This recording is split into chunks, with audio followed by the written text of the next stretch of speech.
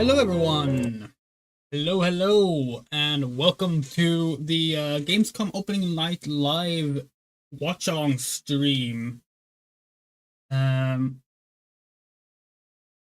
what the fuck? They're already showing stuff. Oh, okay, never mind, guess we're hopping over to the watch-along screen.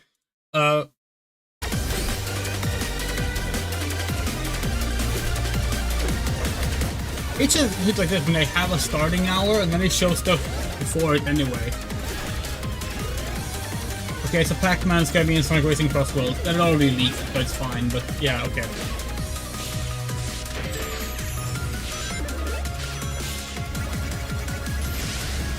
And Green Hill Zone's gonna be in Pac-Man, okay.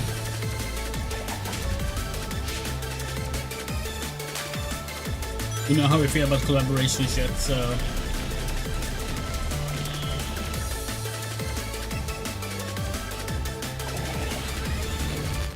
And that concludes another 10 out of 10 pre-show. Up next, Black Ops 7, Ghost of Yotei, Silent Hill F, Resident Evil Requiem, even more apparently. Hello, it is Moto. time for Gamescom Open Night Live 2025. Thanks for watching.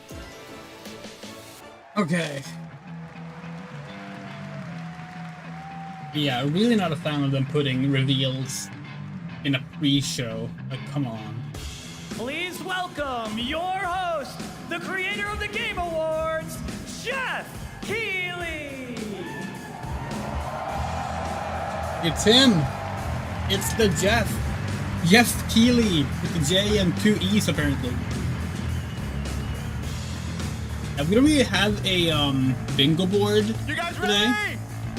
We have our old bingo board from the Game Fest, which still have a few things on it. It's Perfect Dark is cancelled now, so that won't happen. But hello, Riza. All right, this is Opening Night Live. Hello, everybody, and this is the kickoff to the biggest games festival in the world, right here in Cologne, Germany. We've got over 5,000 fans in the hall here at Cologne Messe tonight. Welcome, everybody. We have no idea how long this runs for, by the way. We couldn't find an end time for it. Will walk the show floor, which for the first time has more than 1,500 exhibitors. It turns out that E3 didn't die, it just moved right here to Germany. And of course, there are millions more watching live around the world. No matter where you are, we're all connected tonight as one global community to celebrate. I want to attend Gamescom at some point. Joy of games. Never been. The boldest indies to the biggest blockbusters. We attended its predecessor never been more dynamic. in Leipzig. Small teams are breaking through in huge ways. This summer, Peak, a co-op climbing game created by Aggro Crab and Landfall Games, stormed the charts on Steam, and right now I can announce for the first time it has sold over 10 million copies to date. Congratulations to the team. And there's also other fun ones, like you guys have probably played Date Everything, a wild dating sim where you can romance a treadmill or a curtain. It's on Steam right now. It is a pretty silly thing to say, yeah, but at the same time, Jeff is kind of like famously upset with how E3 was handled, for good reasons. So, him just like bashing E3 after it died is funny. In Australia. For 6 years, Team Cherry has been crafting Hollow Knight Silksong. Oh hey, it's Hollow Knight Silksong. Anticipated and Steam's most wish-listed game. Hold on, Tonight, where the fuck's our phone? I can finally There. definitively tell you that Silksong is 100% actually launching this year. And behind me, you're seeing some brand new Silksong gameplay. They couldn't even give a release date for this. It's still just this year. Trailer in 2022. And starting tomorrow, you guys here at Gamescom can play a demo at the Nintendo and Xbox booths. There you go. Silksong is real.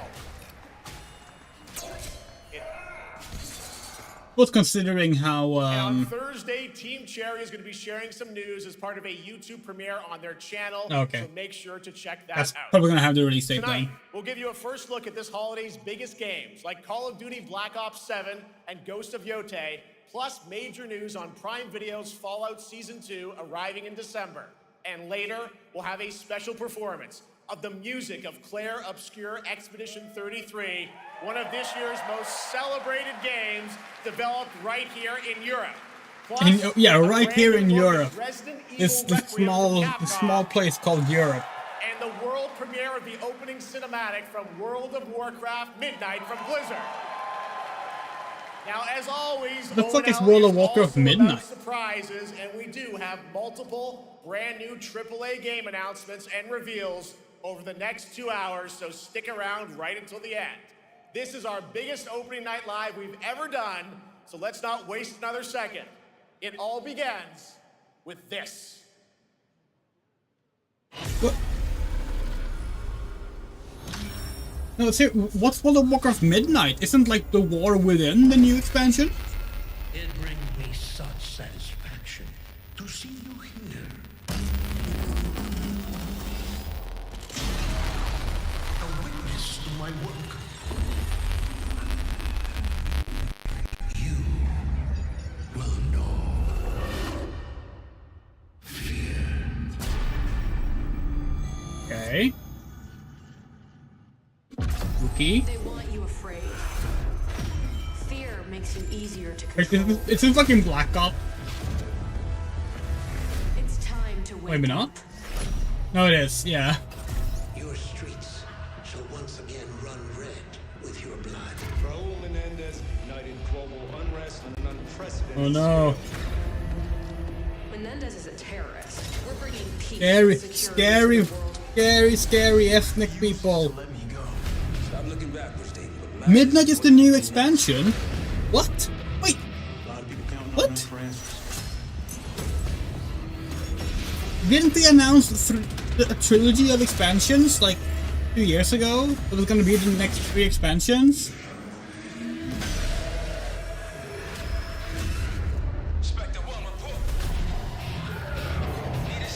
Oh god. This is such a perfect example of like the Black Ops devs not wanting to make a Call of Duty game, This isn't real. The hell it ain't! but they're forced to. So now they're just sticking stuff they want to do in another game into this game instead. Like seriously, hallucinogenic fear drugs a la Batman. And fucking Titanfall wall running. You know, like why is this? It's only called Call of Duty to sell. Like there's no fucking integrity to like the actual Good to leave, David. Killing a man is a hell of a lot easier than world killing and an idea. brand at this point. So fucking silly. Never cut out to be a Mason. No more games. This ends now. It's like they want to do Titanfall 3. They so obviously want to do Titanfall 3 Get the Reznov challenge pack when you for some reason, even though this is not by that studio. But like, come on.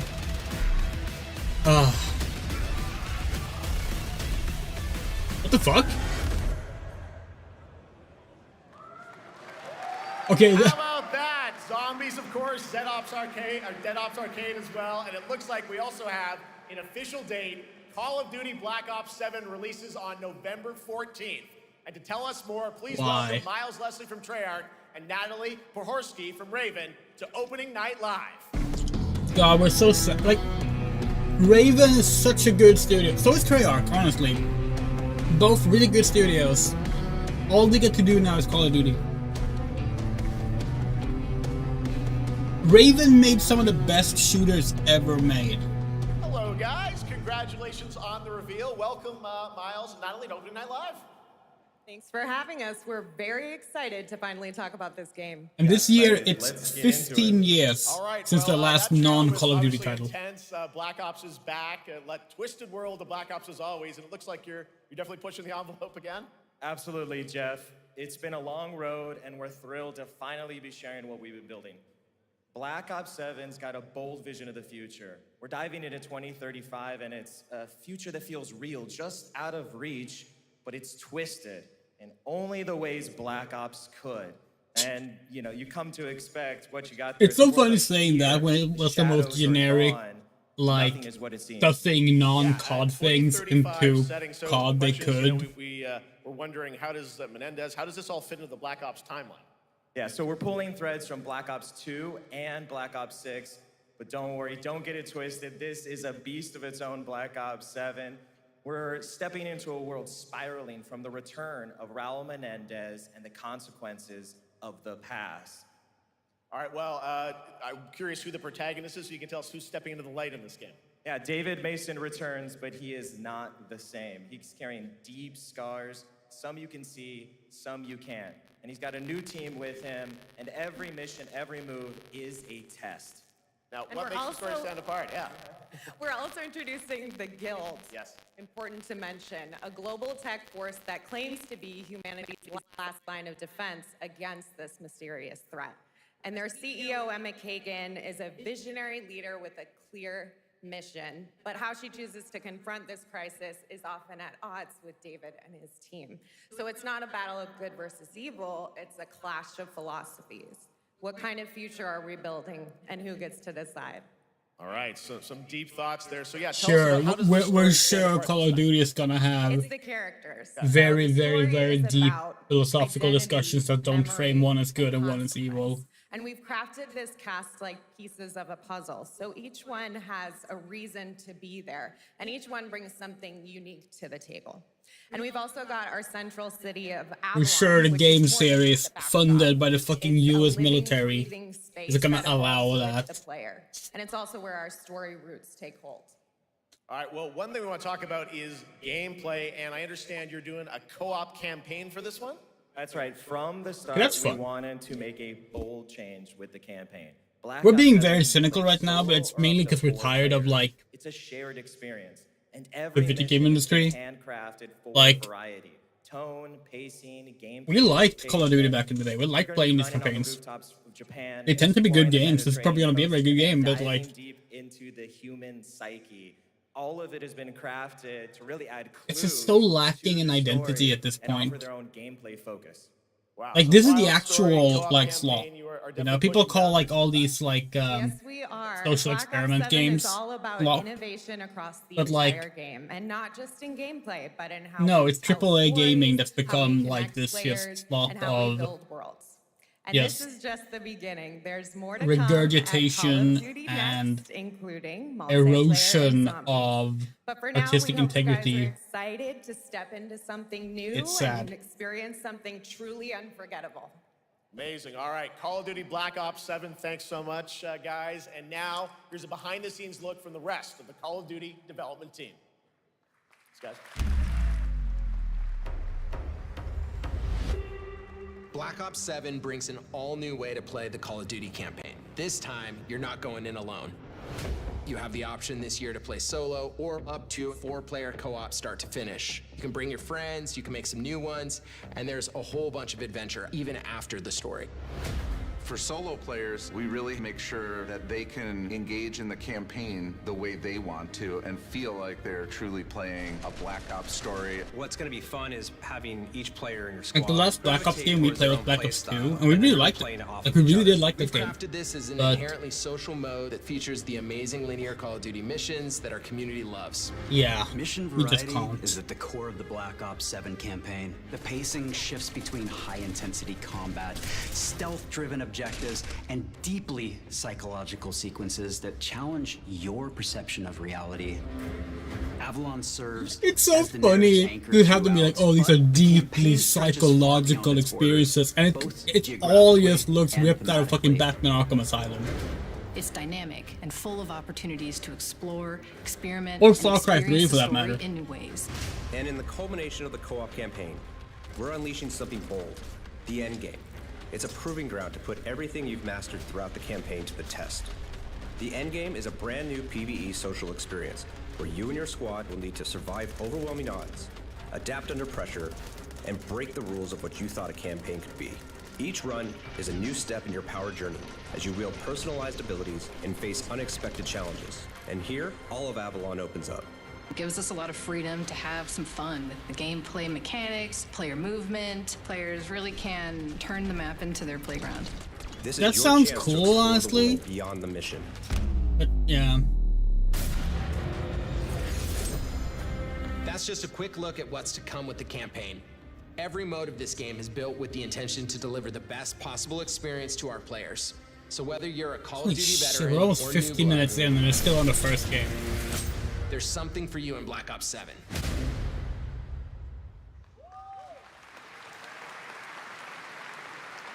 All right, for much more on Call of Duty Black Ops 7, make sure to watch the full-length Black Ops 7 Direct and tune in to Call of Duty Next on September 30th. Still to come, we'll have news on Fallout Season 2 and the announcement of a brand new game from adventure game legend Ron Gilbert. I grew up playing his games. I can't wait to show you his next unexpected creation a little bit later. All right, who's ready for our first brand new game announcement of the night? Yeah, sure. Yeah, go for it. Okay. I figured you'd feel that way. Well, Ron Gilbert is very hit and miss. ONL, one of the most respected and recognizable hosts in esports. Unfortunately, he's a legend for sure, but.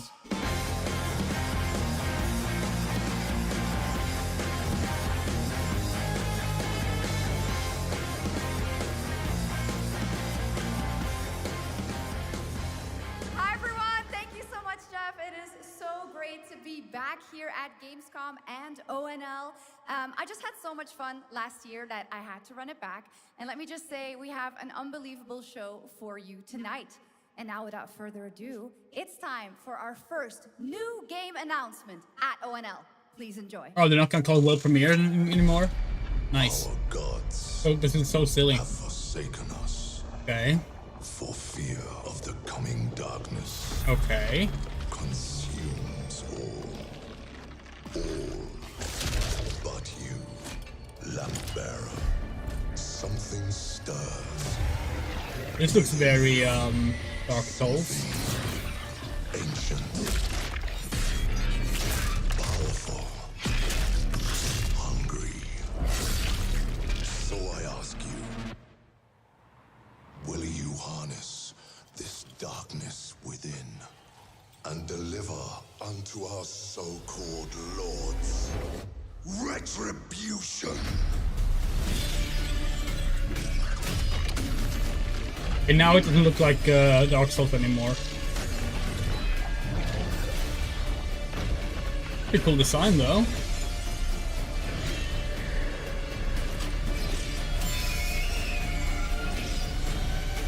Probably because this is just a pre-rendered cinematic with absolutely no gameplay, so.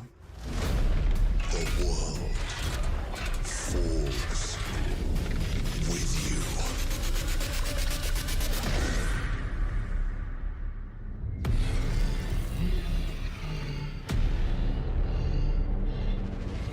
you. Chat's that bad, huh?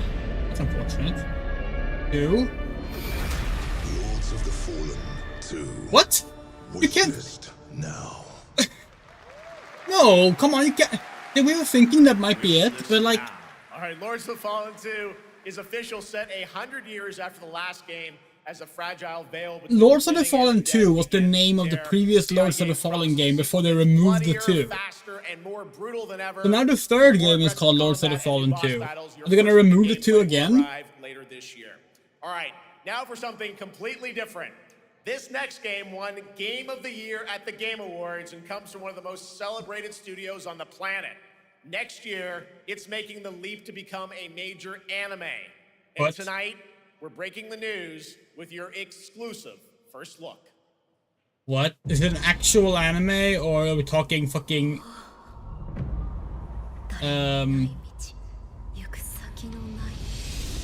the annoying ass,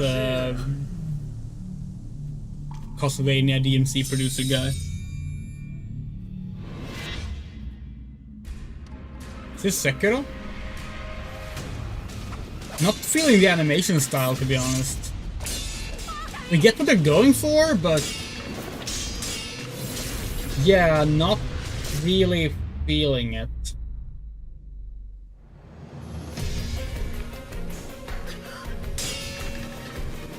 Still, that's cool. Is that the first time From Software gets a direct adaptation of one of the games?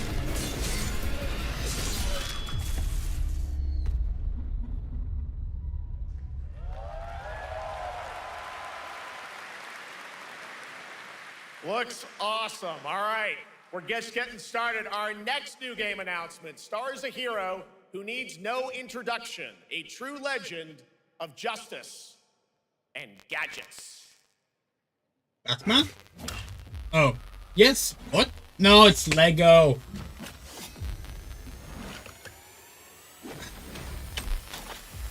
Y'all know we don't like the Lego games. We know, unpopular opinion.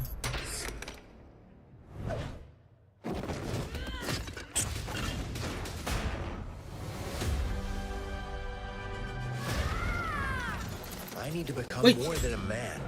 Not even Lego fucking Batman is allowed to have trunks anymore. Come on. Okay, so they're doing a Lego Batman origin story. Okay, it's the fucking 1989 Batman theme. Yet again, no trunk. Who are you? I'm Batman.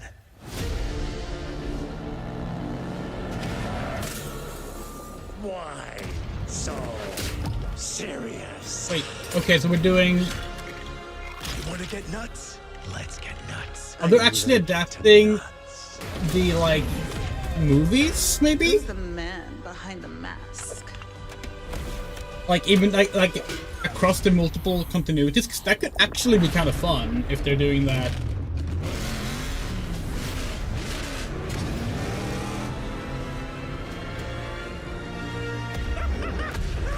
Yeah, because that's the Batman. That's the Batman, the Robert Pattinson one.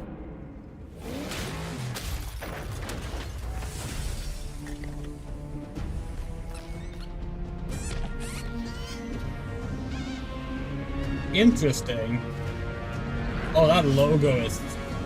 No, that logo's bad. And two corporate logos in the same logo? Really adopted the dark. I was born in it, molded by... Ah! Who put that there?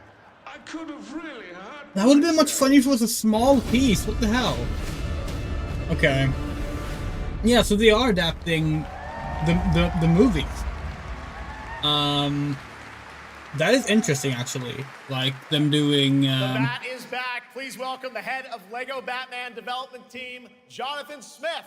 Because, like, mixing the tone of, like, the Keaton, Clooney, Kilmer, Bale, Jonathan, welcome to ONL.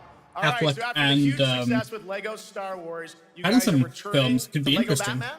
We are so thrilled to reveal this game tonight for the first time. God, that is the worst logo ever made. To the world. Couldn't they at least like slap the Lego and DC logos into the same place above? LEGO Batman, Legacy of the Dark Knight. Like, look at that. Pretty amazing. All right, Lego well, there will be a DC demo on the Batman show Lego floor of the for Dark. everyone. Like, it's... Now, let's break down that trailer because we see so many fan favorite references, you know, And look, films and things like that. So, what is we know the what story people will of this tell game? us. This is the Oh, Andrea, you like Kingdom Hearts. Kingdom Hearts has two logos in its logo as well. It has Disney and Squaresoft. Yeah, that's also silly. That's also bad. But at least it's small and it's non-intrusive with the rest of the logo. This is not non-intrusive. You'll establish your ultimate legacy as the Dark Knight. We've incorporated iconic moments and deep-cut references from decades of Batman movies, TV shows, comics. Because it's not really adapting, it's just all brought together a big celebration of brought to Batman life instead. in our unique Lego world. Well, we could not wait for it. Let's also talk about the combat, because we've got some real gameplay here of the combat, and I gotta say, feels like you're really amping things up here this time. Oh, the team has created a really rich, deep combat system that's authentic to Batman's unique style. It's literally just the Arkham Asylum Batman combat system. Hacks, counters, and takedowns. You'll use cool gadgets like batarangs to stun Which should be fair, it's a good combat enemies, system, but like, come on, it's like what every fucking brawler has been using for the past almost 20 years now. Caped Crusader and Dark Can you Knight believe, by the way, mode for those who Arkham want Asylum, that was like, an what, extra 2009? challenge. And you'll build Or something? a new Bat family of allies as you're joined by playable partner It's so old characters now. like Jim Gordon, Catwoman, Robin, Batgirl, each with their own gear, which you'll need as you take on a rogues gallery of villains from Joker, Penguin, and many more, including the mighty Bane, as you saw in the trailer, voiced by the incredible Matt Berry. Oh my god, I cannot wait to see what you're packing into this I do game. like that they actually have like proper new actors playing the roles rather than just using Gotham is movie a clips. playground, a Lego playground where you're free to explore. You can grapple from rooftop to rooftop, glide over the streets, or cruise around in your choice of Batmobile. This game has it all. I think you've sold me on it. Yeah, all right? I mean, for people who I'm like pretty Lego hyped games, about that sounds it. great. It will be here playable, as we mentioned, for all you here in Germany. You can play Lego Batman Legacy of the Dark Knight for the first time starting tomorrow on the Gamescom show floor. Thank you so much, Jonathan. Awesome. All right, now over to Shots with our next new game announcement exclusively on ONL. Okay. Thank you so much, Jeff. Indeed, I find myself here in the audience. There we go. I find myself here in the audience. Thank you so much, Jeff. And some of the best fans at ONL. So is everybody having fun? I love it. Well, we're just getting started. Still to come, we have an amazing musical performance from Claire Obscure Expedition 33. I can hardly wait. And also a new look at Resident Evil Requiem. Yeah, excited for that part. It's gonna be really interesting seeing Requiem. I know what you guys are excited for. I can hear it. But now it's time for a new game announcement. A long-awaited sequel that fans have been eager to see for nearly a decade. Oh? We have fought the enemies of humanity across 1,000 worlds. Oh. No respite, no remorse, no mercy. Was Dawn of War 4? That's what it is? We are the wrath of the Emperor, his angels of death. But the Imperium lies broken, its armies scattered and reeling. Our foes rise to drag us down, and the galaxy has been torn asunder. On the world of Cronus, we make our stand. We are the Blood Ravens. There is no victory to claim here. Only vengeance. Re-rendered cutscenes. Even one of us lives. Yeah, better. Gotta say that. Kudos to the Batman trailer. That was like gameplay and in-game cinematics. What are we showing? Like, kudos to that. If someone asks you what is the Warhammer game, what's your answer? What do you mean? Hey, what's Dawn of War 4? Hey, look, we knew. Oh, here we go. Gameplay. Yeah, this looks alright. We played the first Dawn of War. I think maybe we played the second one as well.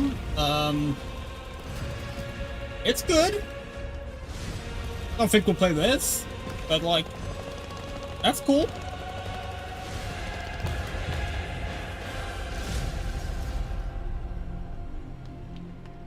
Is the question supposed to be what's the best Warhammer game? Because if that's the case, 2 centuries after the last great conflict, the battle for Kronos begins again in Dawn of War. we really liked Blood Omen, but we haven't played it in like 20 years, so I don't know. Coming in 2026 to PC. All right, now it's time for an unexpected update from the Monster Hunter Wilds team about a very special crossover event. Oh, for fuck's.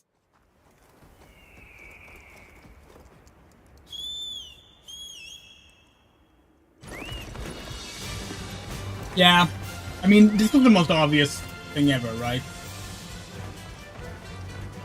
Like, they've already done this, so of course they're doing it again. It's a big hit in World, so... Yay! Our favorite game is collaborating with another game that we haven't played but probably would like. Oh, it's Omega.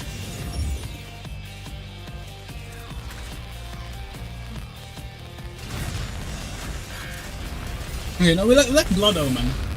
Blood Omen's really good. We like, all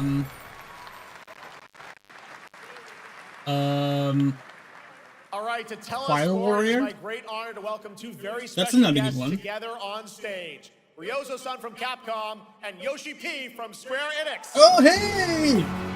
Yoshi P is here! Why the fuck are you here? Dude! You should be home sleeping.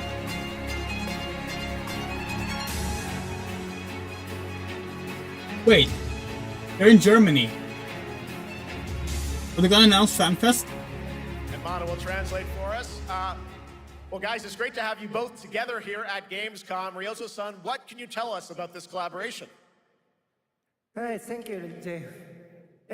ドイツの皆さん、配信をご覧の皆さん、We still don't have our 14 stuff on the shelf. I'm gonna be adding that 特別な soon. コラボレーションを発表できたことを本当に Yeah. 嬉しく思ってます。 Thank you, Jeff. Good evening to everyone at Gamescom and all the friends watching online. Today, we're very excited to announce a special collaboration with Final Fantasy XIV. ですね、モンスターハンターワールドの時にもコラボさせてもらったんですけど、その時もですね、吉田さんとまたちょっと機会あったらどっかでやれたらいいですねみたいな話をしてたんですけど、今回それが実現しました。Can we say, by the way, 今日お見せした、we kind of think they should update the 14 logo now that the new story has started. 来月皆様にお伝えで Having き the ると思 same いますの logo で、そちらの方を注目 that してい they've た had だけたら since と they're 思 working います。 odd now. あとですね、今回もですね、 It was already kind of reused at the time, スクエアエ you ニ know? ックスのスタッフの皆さん、本当に全面協力していただいたことをですね、感謝してます。吉田さん、ありがとうございます。はい、で、ここからですね、ぜひ吉田さんにバトンタッチして感想をいただけたらと思っております。 Yoshida on the console. After our collaboration in Monster Hunter World, I remember talking to Yoshida-san and discussing how much we wanted to do it again, and now we're very thrilled to make it happen. What we showed you is just a little glimpse of what's to come, so please look out for more information that's coming next month. But of course, Yoshida-san and the Square Enix team have been working just as hard with us on this special collaboration. So I'd like to not only thank him, but turn it over to him to share some thoughts. Guten Tag, Gamescom!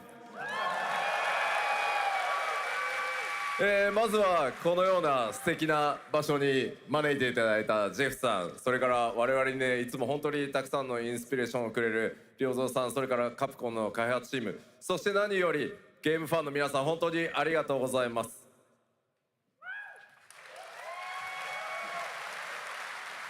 Guten Tag, Gamescom. First of all, I'd like to thank Jeff for having us here and Ryozo-san for all the inspiration, the Capcom team for working on this special collaboration, and to everyone enjoying our games. Thank you so much. まあ今、良三さんの方からもちょっとご紹介いただきましたけど、まあモンスターハンターワールドの時にもご一緒させていただいて、今回それに引き続き第2弾ということで、モンスターハンターワイルズとも我々クロスオーバーと呼んでですね、全面協力して、コンテンツ開発してきました。As Ryozo-san mentioned, we worked together on Monster Hunter World, and we wanted to make it happen again, and it's happening for Monster Hunter Wilds. We would call it a crossover, and we're very happy to make this happen with all of our efforts joined together. もちろんクロスオーバーですので、ファイナルファンタジー14側にも、スペシャルなバトルコンテンツご用意しております。今日は先ほどねティザートレーラーとして、モンスターハンターワイルズ側の映像を見ていただきましたが、我々もちょっとだけ映像をご用意してきました。Since this is a crossover collaboration, not only Monster Hunter Wilds, but Final Fantasy XIV would also be having a special collaboration content inside it. So we'll have to wait a little bit Outside of longer. the trailer we just saw, Final Fantasy XIV has also prepared a short trailer to show you what you can get. Wow, all right. We thought he said we have to wait a little bit longer. Get we misheard then. All right.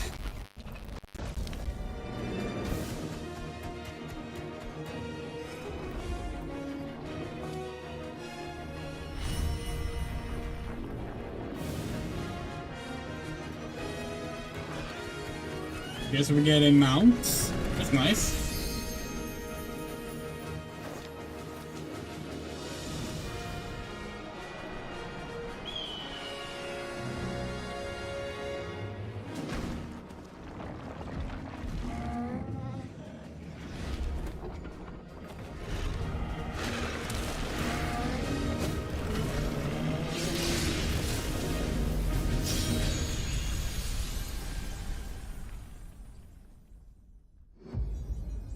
Early October. Okay.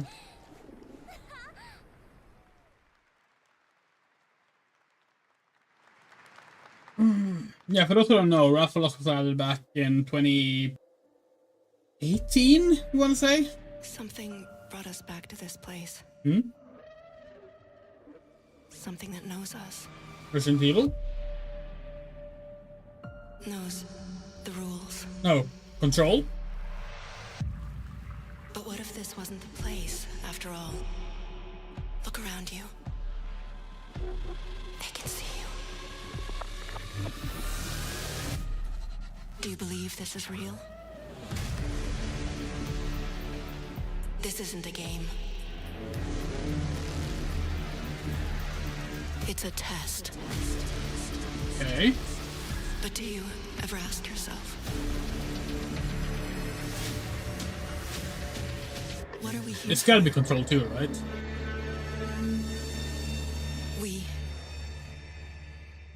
We're here to play. Wait, what? No.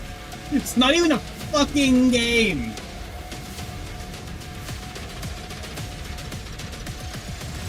Are you ready to play? Welcome to the world's biggest gaming playground. Game On. 500,000 people, 1,500 exhibitors, endless games to explore right here in Cologne. Discover rising stars at Gamescom Awesome Indies. Step into the cosplay universe, on-site or online. Watch, join, become the hero. Experience live shows, esports battles, and creator events in the Gamescom event arena. Not in Cologne? Go to Gamescom.global. Stream the highlights on Gamescom Now, vote in the Gamescom Award, or dive into our Gamescom studio on Twitch and YouTube. And of course, we're here to play. Join the fun in our community RPG, Gamescom Epics. Loot awaits. We care. Gamescom runs on 100% renewable energy and puts accessibility first. The whole city joins in at the Gamescom City Festival. It doesn't stop there. The whole world comes together, not only here in Cologne, but also at Gamescom Latam, Gamescom Asia, and beyond. Welcome to Cologne. Welcome to Gamescom. All over the world. There was And way now, too much keep on Control-ass watching imagery in Gamescom that Opening Night fucking Gamescom teaser. I'm ready to game, all right, and that was only a glimpse of what is to come here at Gamescom, the biggest playground in the world, and what it has in store for you. We're here to play, and the fun is just getting started. So, Jeff, what's next? Is it anything good? I think it's going to be good. It's going to be a video game, I can tell you that much. Last year at the Game Awards, we had the honor of announcing the long-awaited return of one of Capcom's Jeff, most iconic you can't say to the question, it's gonna be good. You can't just say, well, it's gonna be a video game. That's a backhanded compliment. Way of the Sword, coming in 2026. Actually, it's not even that. It's basically an insult. Anyway, it's Onimusha 5. Let's look at it. And yes, by the way, this is Onimusha 5? We see so many people calling it Onimusha 4. No. This is Onimusha 5. Like,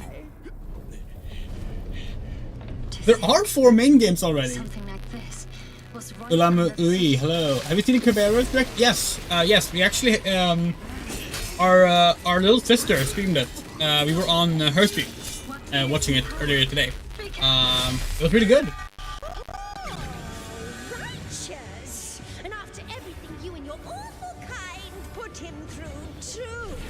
Yeah, Onimusha 5, it looks good.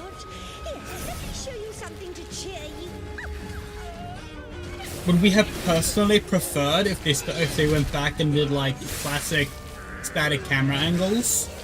Because nothing does that anymore. Yes, but it looks good.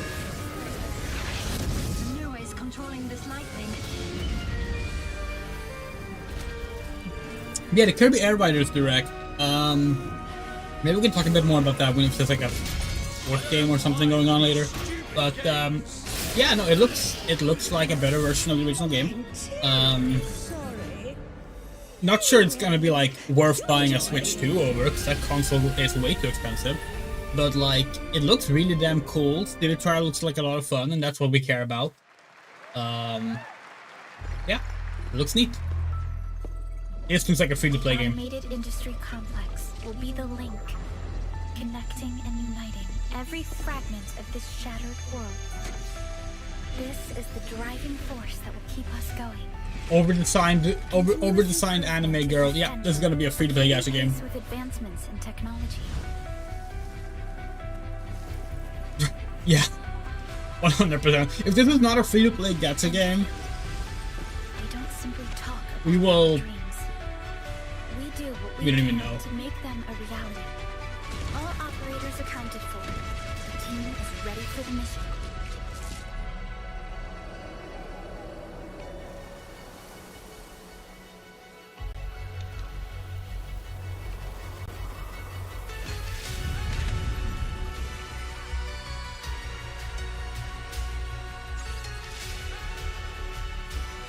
It's like an RTS.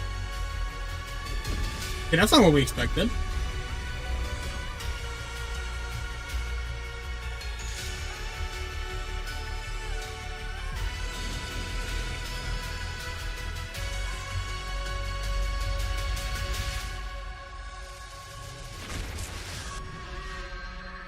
It's Arkanites.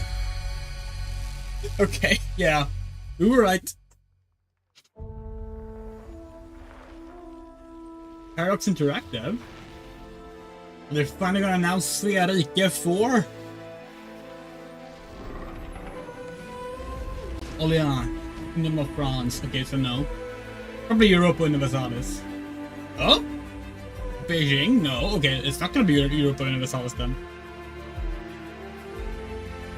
Is there a global version of Europa Universalis? Is that what Crusader King says? We don't play modern games like that.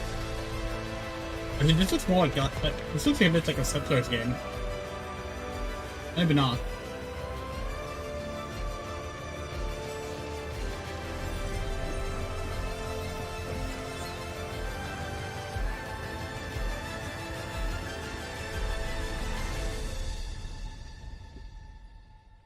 But it's stuck where we said it first. One other matter. The Alpha. She was found. This will truly be the birth of a new world. A world where we are the one and only human race. Wow, that was Friends came far too late. I see the that was some Sega Saturn level animation on that character. Why is she here?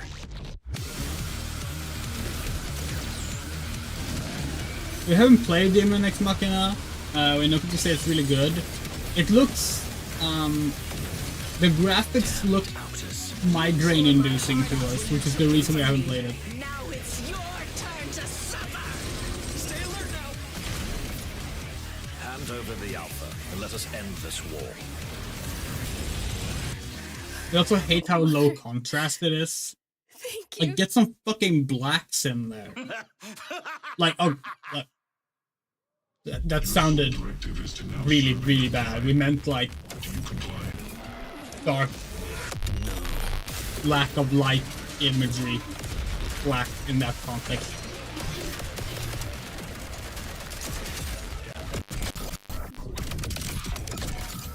What's this? That's an ugly ass gun. A way out is here. I can feel it. Voidbreaker. Okay. Told us You nothing, guys but having okay. fun so far? We got a lot of shows still coming your way. All right. Now it is time to head back into the wasteland. We're talking about the TGA Fallout Season award-winning 2. Fallout series So, based on Bethesda's this is legendary RPG unpopular franchise. opinion, Season apparently. 1 earned universal praise for its tone, We didn't storytelling, like original Fallout, characters, the TV not show. to mention how faithfully it brought Bethesda's game world to life. We do agree, it did faithfully bring Fallout into a TV show format, Tell us but it was so more. fucking Please boring. welcome to O&L some very special guests. It was like- series executive producer Jonathan Nolan, We executive watched producer 2 episodes. Geneva Robertson Dorrit, and stars Ella Purnell and Aaron. And it was just the most boring experience ever, because it was so slow-paced. It was the most slow-paced show in, like, forever. Like, they could have cut the episode length in half, and it would have probably been very, very, very enjoyable. But, like, It's dragged Hi, everybody. on. Great to see you all. Welcome to Cologne and Gamescom. So like, even though we've kind of liked the characters and we're interested in where the story was going, we just couldn't be arsed to continue because it was just like tonight, millions more a watching online. snail-paced show. Can't wait to hear about the new season. Yeah, we're very excited. We literally just wrapped, jumped on a plane, and came out to see you guys. Gamescom is actually really kind of where it started for us, the journey on this show. We're happy for 2 like years ago, it's like it's a success though. It's nice to see more adaptations be successes because like obviously games have been very hit and anyone has miss seen anywhere in that regard. the But first season. We didn't come because we figured if the reception was negative, we'd just blame it on Todd. So we're back, and given that history is that much maybe more we'll give it a disappointing that we second didn't chance bring at any some point. footage to show you guys. Maybe we were just in the wrong mindset. Well, let's talk a bit about season 2. As we see behind us, it looks like we're headed to New Vegas, right, Janelle? Yes, Lucy and the Ghoul ended last season dealing with a lot of family troubles. So we thought it would only be right to send them to the most family-friendly town in the wasteland to go deal with their shit. And along the way, we're really excited to take them all to some of our favorite locations from the game. Oh my God, yeah, it's such a classic game, and we're very excited to see what you have in store for us for season 2. All out New Vegas is our favorite. We're gonna love this Last time we season. saw you was at Game Awards when Fallout won Best Adaptation. You were up against yourself in Arcane, and you won for Fallout. Congratulations. Hey, you think they're gonna announce we wanna Fallout talk 3 about Lucy's remastered? journey in season 2. You know, how do you think her exposure to the Wasteland is going to sort of affect her Vulture sensibilities? Because that leaked Yes. alongside The question is, Oblivion what is she gonna Remastered do back when in the she day. finds her dad? Is she going to bring him back to her vault and give him justice, or is she going to give him wasteland justice, which is the ghoul's justice? I think a central question of the season is whether Lucy will transform the ghoul or whether the ghoul will transform Lucy, and how much they will influence each other. Okay, I like it. Aaron, let's talk a bit about Maximus. He went through quite an evolution last season. Now that Lucy and Ghoul are kind of heading to New Vegas, tell us about Maximus. How does he get deeper into the Brotherhood of Steel this season? So deep. Yes. So Tell deep, us more. Jeff. No, yeah, when we first met Maximus, all he wanted was to be a knight. And now, in very Fallout fashion, it's a little bit of a careful what you wish for moment. So here he is now with this newfound status, trying to make the world a better place in an extremely, or I guess deeply flawed society. Yes. Yeah. All right, well, we cannot wait to see what you guys have in store for season 2. Let's talk a bit about Ghoul. Can we expect more sort of Cooper Howard flashbacks as well in season 2? Yes, absolutely. Cooper Howard and the Ghoul, played by the amazing Walton Goggins, definitely coming back. We have so much more to do. Obviously, we ended the last season with Cooper Howard dealing To with, get I deeper think, a into very the common yeah. marriage problem. What do you do when you find out your spouse is planning nuclear war? And so he's going to figure that out, and as he does, he's going to uncover a greater conspiracy with huge implications for the Wasteland.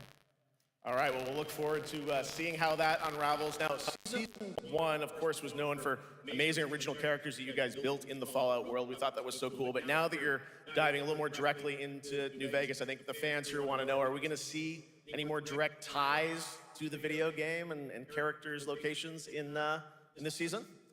Well, we're super proud of the original story that Geneva and Graham are telling, but there was one character in particular from New Vegas that I was really excited at the possibility of seeing a little bit more from. We're writers, we're no good at describing this stuff. Maybe we should, pictures worth 1,000 words? Oh. I think so. Okay. All right, well, it sounds like then we might get to hear a little bit more Seal season 2. Is that possible tonight? Well, I don't know, Jeff. I heard you like world premieres. We like those, right, guys? Right, Gamescom? Gamescom. It seems like including characters from a game we can kill basically any NPC a big issue.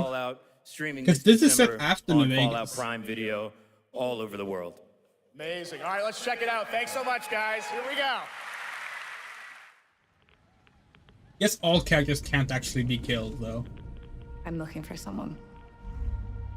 Common story around here. Someone you care about or someone you hate? Oh, what a great question. What say you, Miss McLean?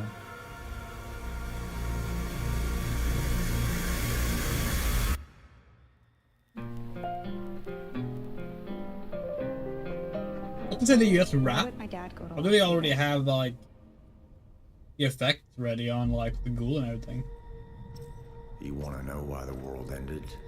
It started here with one man.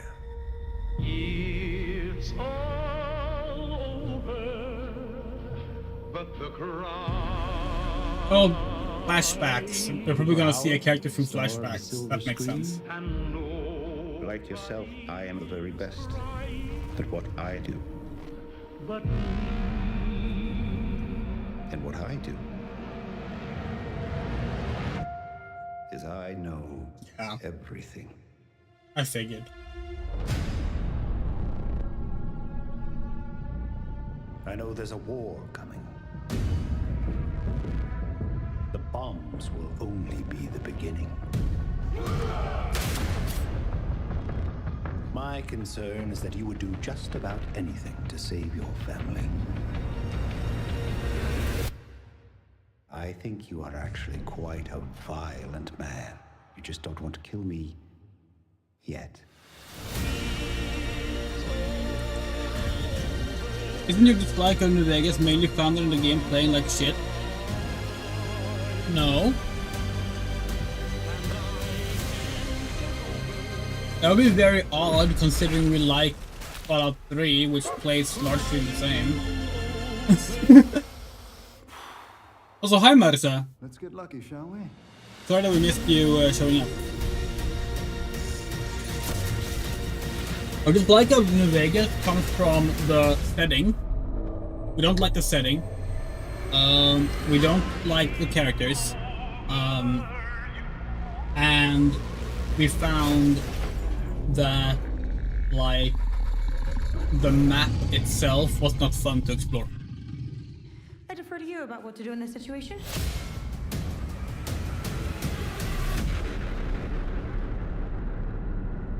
Yeah, cool stuff. People who like the first season. How about that? That looks incredible. Deathclaw, of course, in our first look at the new season, and Robert House is Jonathan Tease, played by Justin Theroux. It is an amazing Gamescom exclusive, and we've got another one. We do like seeing the first drop T-Rex. of the all-new season 2 posters. T-Rex was good in New Vegas. What's the name of the T-Rex? It has a name, because you can buy little figures of it. December 17th, with new episodes premiering weekly on Prime Video. All right, now back to you, Shox. Thank you so much. That looks so awesome. I can't wait. Okay, no Fallout 3 remaster announcement. Oh well. Jones and Dinky, the thank Great you. Circle was acclaimed for its incredible gameplay and story. DLC time. Next month, the adventure continues with The Order of Giants, a story expansion with new puzzles and foes. Here is your first look at the gameplay and a special announcement.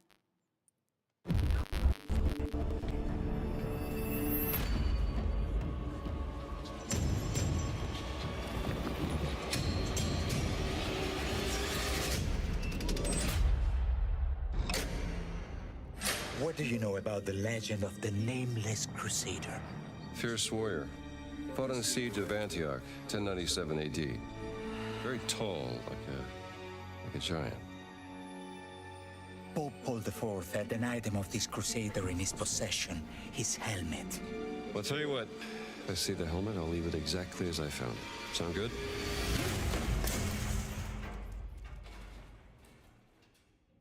Oops.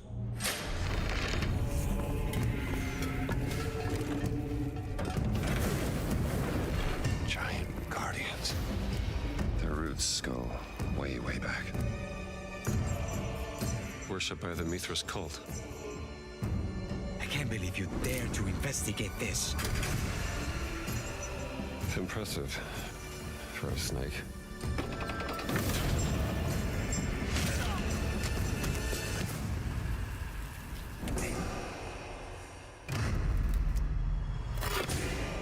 It says Semper Vivus. Always living. Not dead. He's not in a tomb.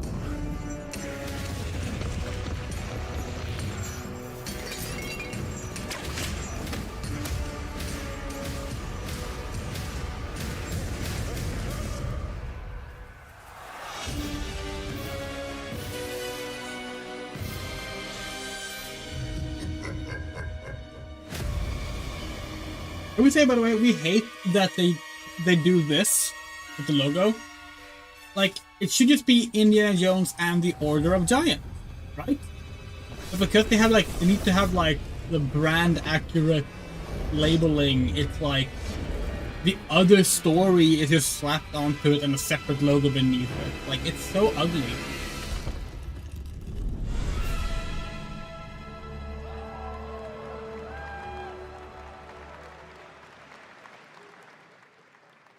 Indiana Jones and the Order of Giants is coming on September 4th, and as we just announced, it will also She said it be properly. released She on said Nintendo what it should have been Switch called. 2026. Yeah, you can clap, of course. Now, let's step into the world of Deadpool. First announced at Summer Game Fest, here is the latest trailer Oh, I for forgot Deadpool about this. VR, which reveals more of the villains and the release date.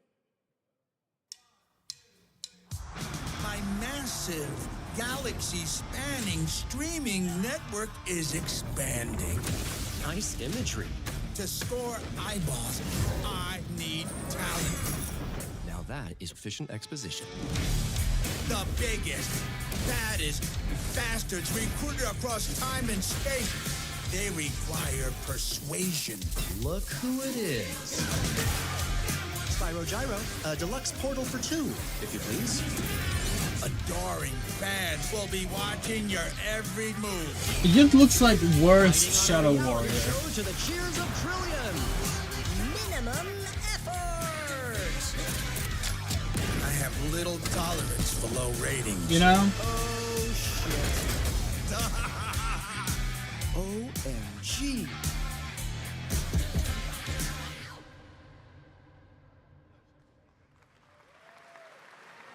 Yeah, that's right. Mojo is in Deadpool VR 2, voiced by John Leguizamo. Now, on to this next world premiere. Okay. Fishes? Fishies! Crocs? Okay. Tanks? It could be anything so far. It's a World of Tanks, or maybe some other, like War Thunder, maybe. A war sim, definitely.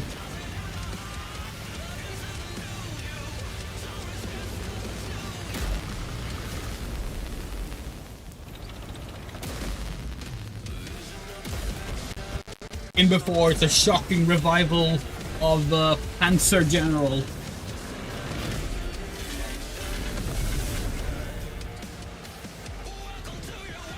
Actually, it's a gritty reboot of Girls and Panzer.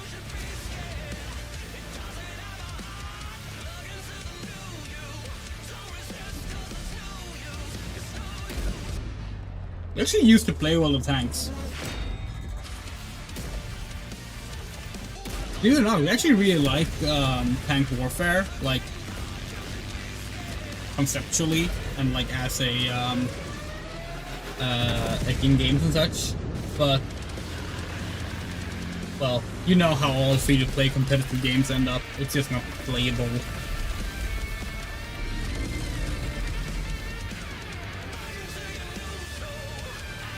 Yep, there it is. 2.0. Wait, have they not been to 2.0 yet? Hasn't this game been out for like 10 years?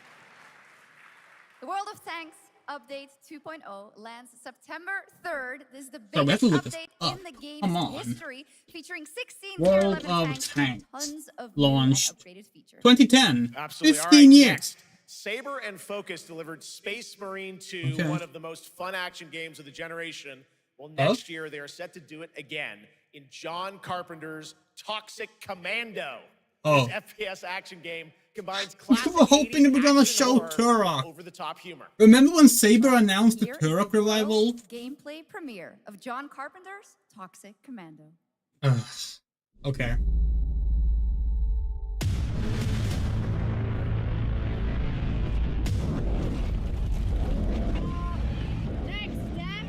Improvise.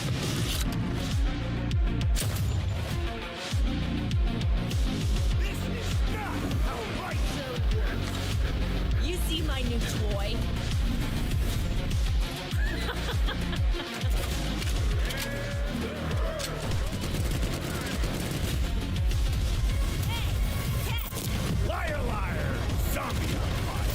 This does look fun. Don't get us wrong. They're wrecking our ride! Could use some help now. I need some first. Can you all please cover me? Whatever works.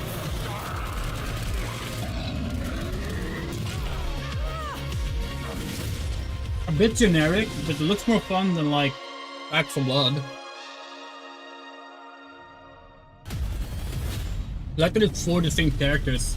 Maybe that hopefully that means some solid characterization. Super fun.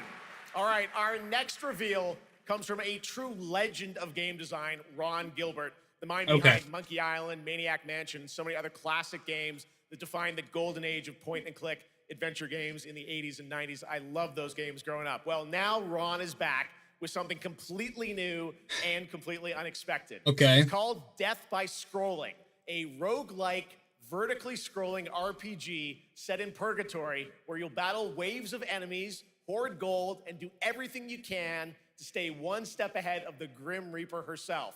Here's the first ever look. Oh no.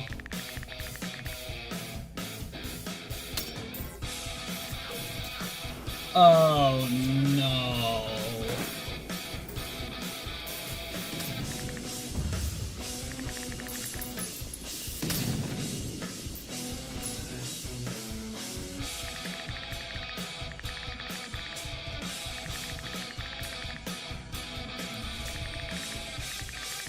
Oh god, the pixel.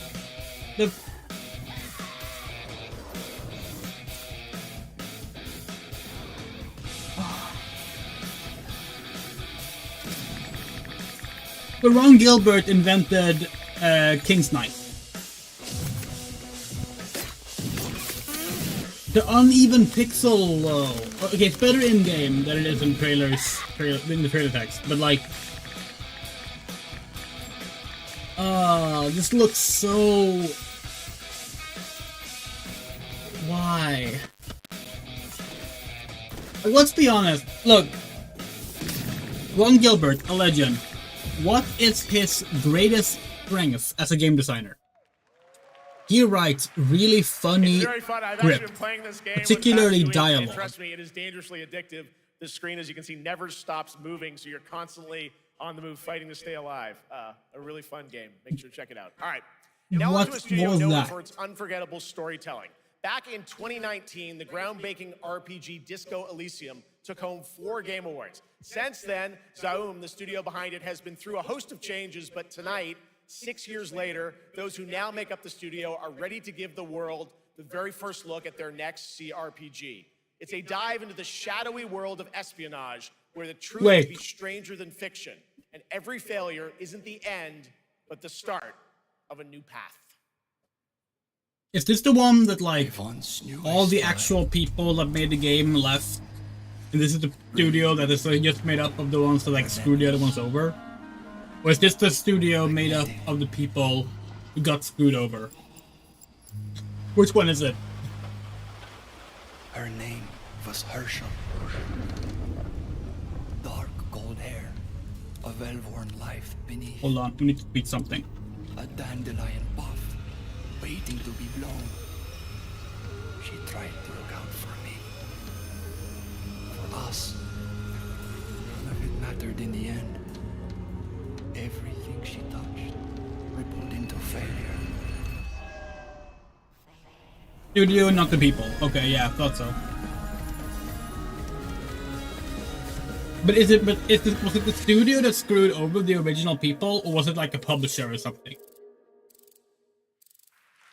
Basically, like, is this a game that like Now, let's talk about Gamescom Cares. We don't our know. platform for responsibility projects here at Gamescom that we hold very close to our hearts. This year, we are giving the stage to highlight one of the many great initiatives. hold on. It's dedicated to all the games promoting democracy.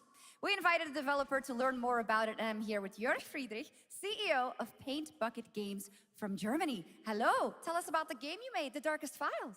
Hi, thank you.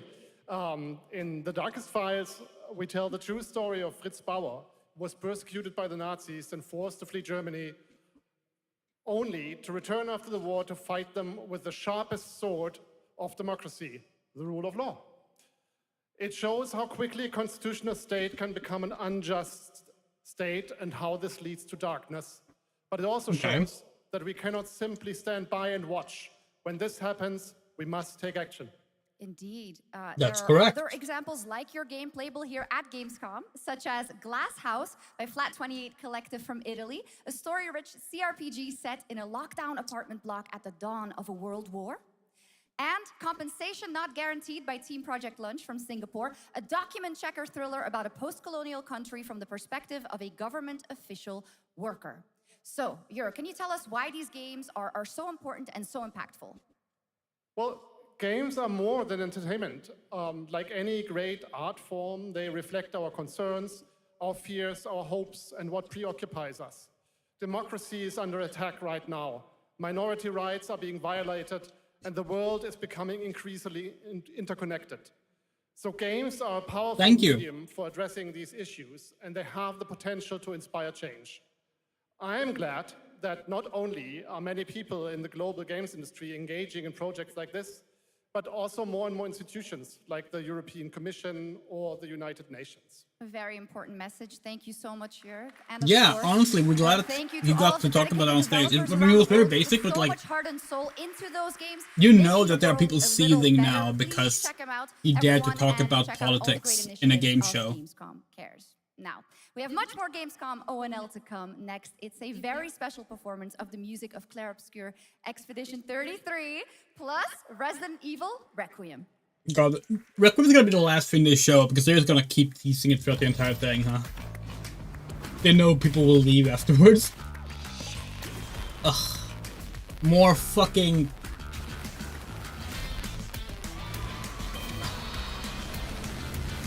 Wait, what? Okay. Sorry, maybe we might have been completely wrong. We're about to say more anime gacha. But maybe this is something else? Wait.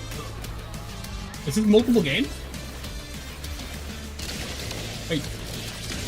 Okay. It's gotta be multiple games.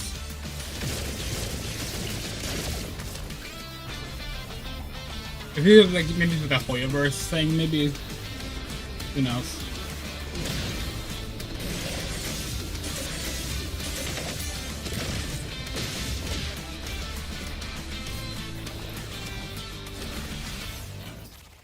What? Wait, Neverness to Everness. Okay. Is it a racing game? Is it a fighting? What? Whatever, let's move on. Okay. Oh, it's this game! Oh, it's this game! Yes, we have this on our wish list. This game is amazing.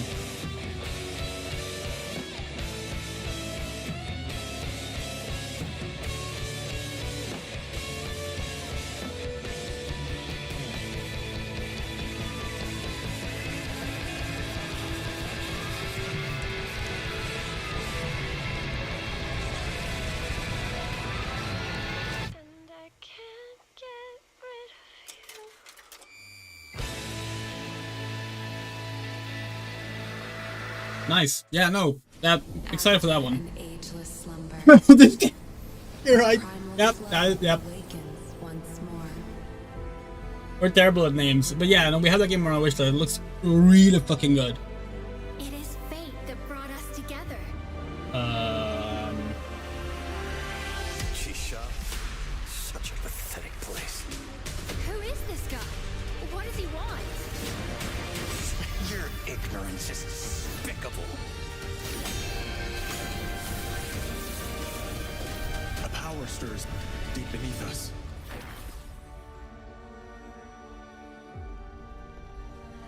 Whatever's lurking, it's behind this gate. The ground is shaking! It's people!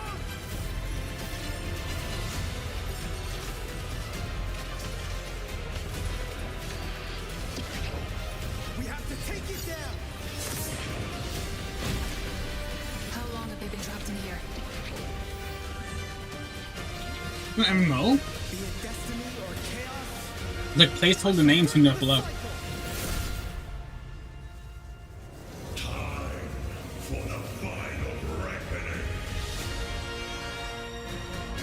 Honor of King's World. Okay.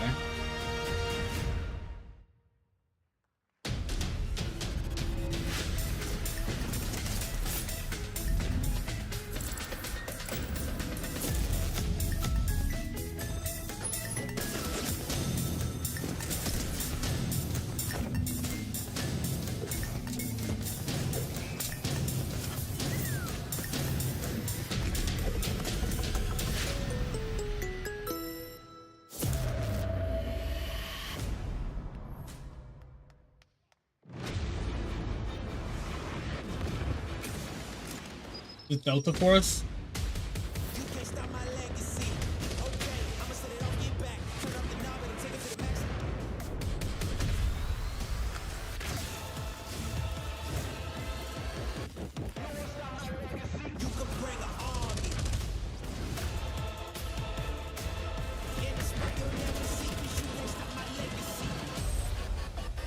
Oh, look. We just got a fresh look at Delta Force, which launches today on PS5 and Xbox. And the best part, it is free. Did it say free on console? Now it's time for something truly special, and one of the most So it's not requested free on moments of our PC? community this year. Earlier in 2025, Clair Obscur Expedition 33, the debut title from French indie studio Sandfall Interactive, captured hearts with its stunning Belle Epoque-inspired world and unforgettable style. Absolutely. This is a very special game, and tonight we want to bring that world to life right here on stage at ONL with a special acoustic performance from the game's soundtrack. Please join me in welcoming, for their first big live performance ever, the composer of the game, Laurent Testard, and vocalist Alice Dupont-Pussier, performing Alicia from Clair Obscur Expedition 33. We still haven't had time to play through this game, by the way. We will at some point. We're gonna use the opportunity to hop back live. We are a little bit behind. Oh, wait. Are we not? Okay, we were just seconds behind. Yeah, we do want to get around to playing this. Probably not on stream, though. We were gonna stream it at first, but RPGs take so long, you know?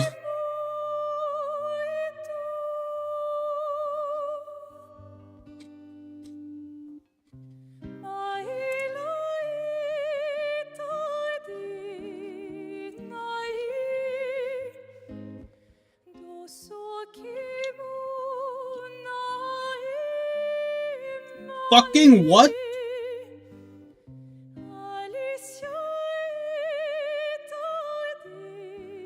They announced Bubsy 4D.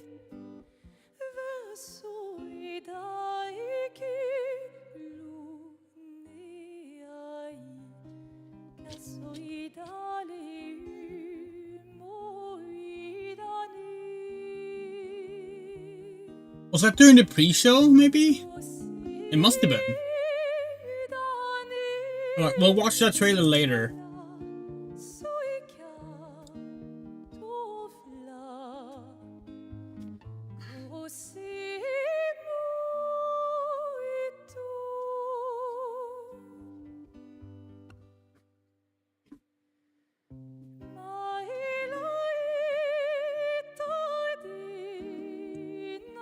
That would have been the third new Bubsy game since the 90s, by the way.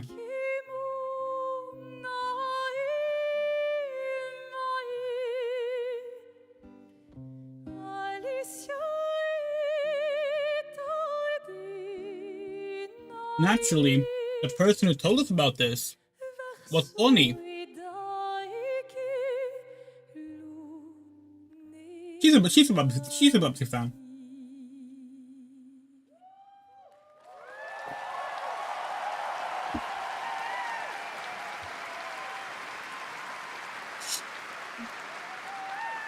Hey Andrea, I was AFK. Did they announce Quake 6 yet? No, but we announced Bubsy 4D. It was absolutely beautiful, absolutely amazing. Thank you so much. And We have so much more opening night live right after this.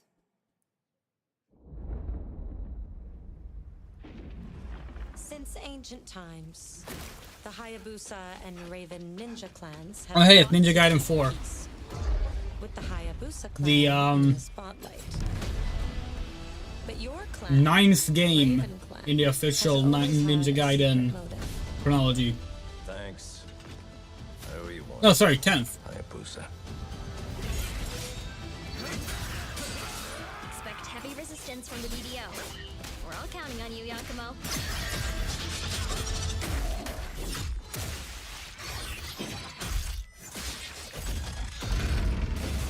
Yakumo, just To be fair, for now. to think at this point, Koei Tecmo's given up on the idea that the newer Ninja Gaiden games are prequels to the original NES games.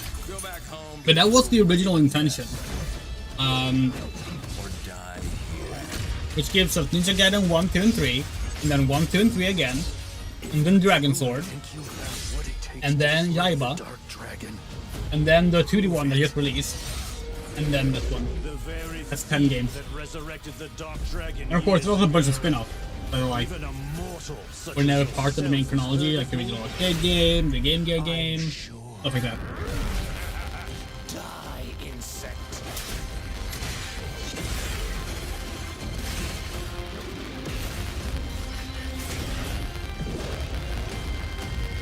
Please, don't kill him. The whole world's at stake.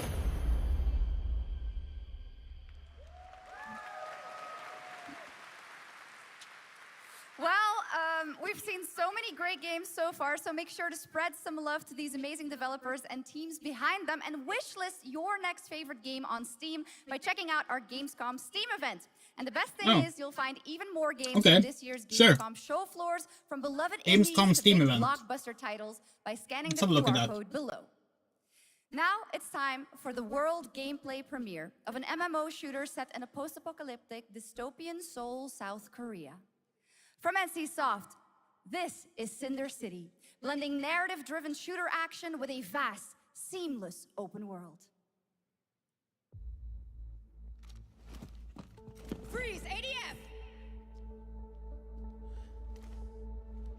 Get on the ground now! Drop your weapon or we'll shoot! Drop your weapon, last warning! You've crossed the line. That's Bubsy 4D, alright. Yep, adding that to the wish list. 3 minutes to drop. Everyone stand by.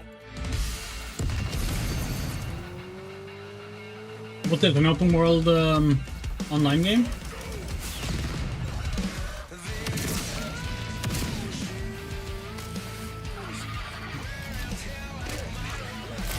Okay. Good point.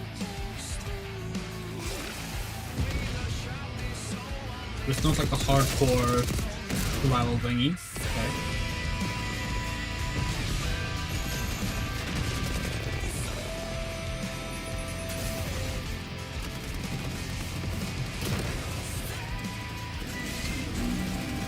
This had the same problem as so much else, where like we're watching this and like nothing stands out. It just looks like every other game, you know?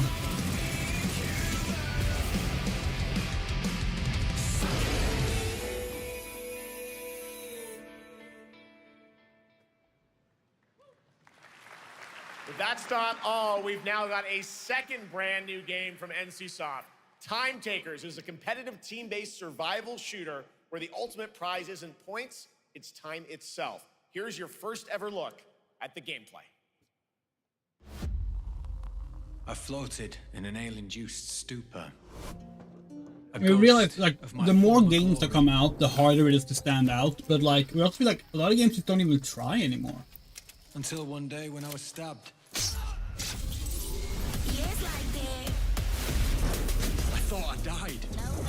Instead, I was given a second chance in a strange world, alongside rogues from across the timescape. Hello. Hi. How you doing?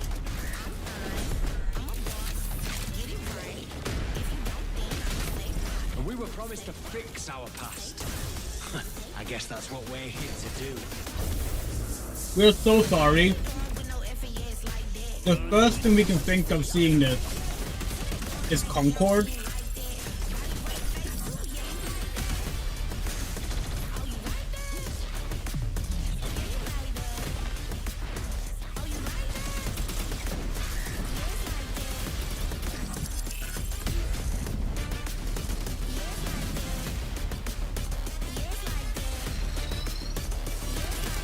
No, even stylized games go for the same stylization though.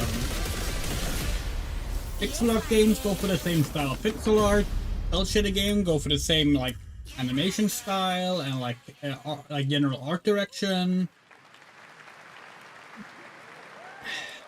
There's such a lack of just games that look Silent unique. Hill has defined psychological horror in games. For Tonight, decades? the Are you fog sure about rolls that? in once again. Here's a brand Look, new look at Silent Hill. We love some of the unpopular Silent Hill games, but let's be real. The American successful voiceover and actress Susie Young actual, like, influential games are Silent Hill 1 through maybe 3, which released across 4 years.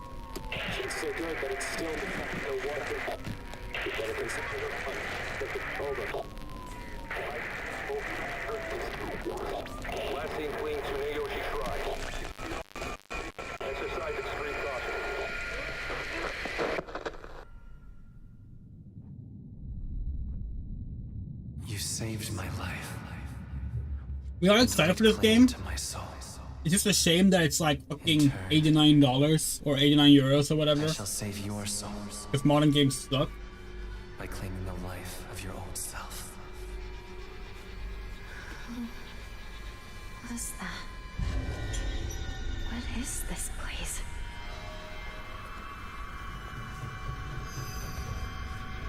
This way. Like we are very excited for this game. Like, Get going. I like the writer. The game looks very solid. It looks unique. It looks scary.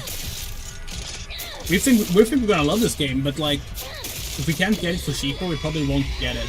You know?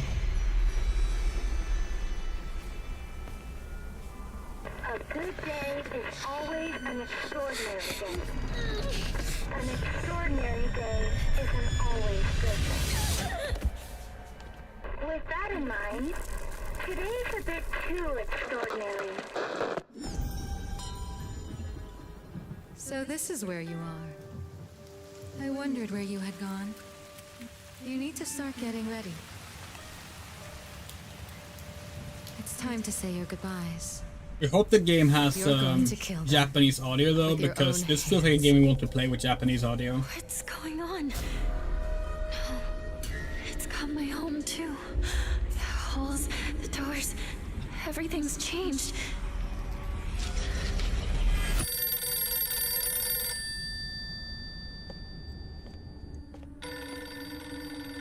Tell me, who are you?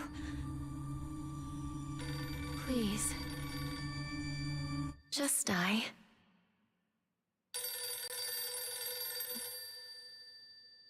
When is it coming out again? Is it November or October? It must be hard for you to bid farewell to childhood friends. Yes. Would you count games that almost been forgotten contentions? In general, we tend to allow your local releases. Like a game releasing September, okay. A game releasing locally, we do tend to feel like, yeah, that's valid, because like that's the first opportunity you had to play it in a way where you could fully enjoy it. But yeah, we would say so. We would say so.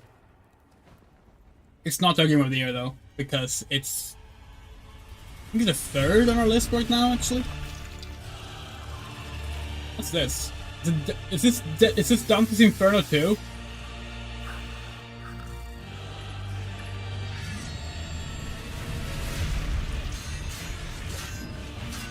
If this is Dante's Inferno 2, that's the most fucking out of nowhere pull of the show.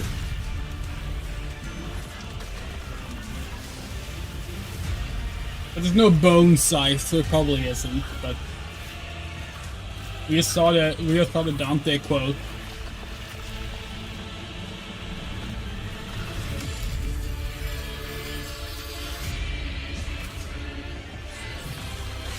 Actually, I guess it wouldn't be Dante's Inferno too. It would be Dante's Purgatory, right?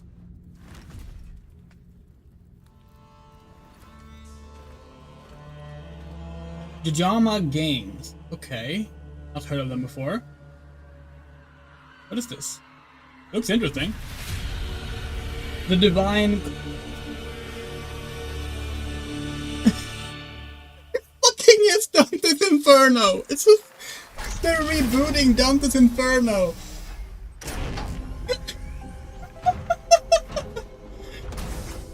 Oh, it's so fucking funny!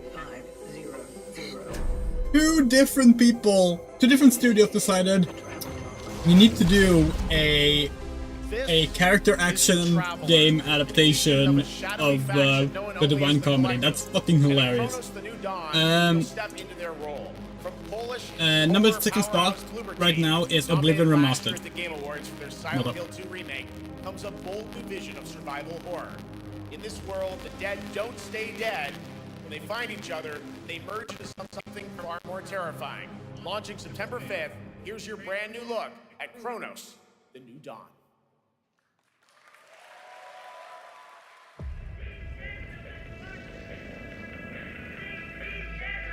Kitty!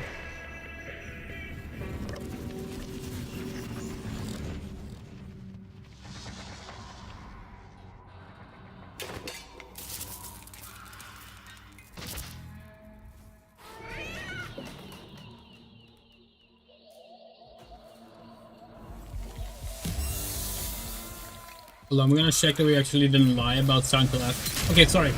It's not 89 euros, it's 79 euros. Are you glad to see me, friend?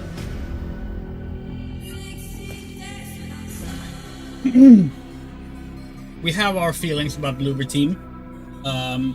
It would be nice if they can prove that they can make an original story that is horrible.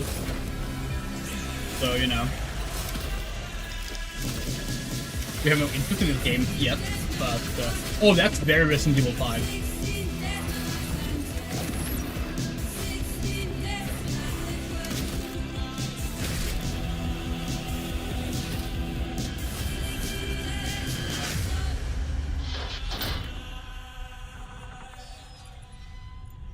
Wow, a wheelchair in a hospital-looking hallway? Yeah, it sure is a horror game. Stay calm.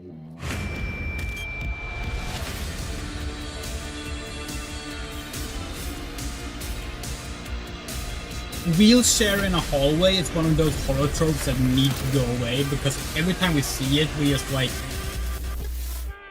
It's like... Our heart just sinks. It's like, damn, there's nothing original anymore. Wow, deluxe pre-order, 48-hour early access, and funny colors on your suit. Horror! All right, for our next trailer, let's turn it over to the head of sequels at Obsidian Entertainment. What? Guten Tag, Gamescom. What the fuck are you doing there? Tens of thousands of Europeans packed into one It's building Sonic. in the dead of summer with absolutely no air conditioning.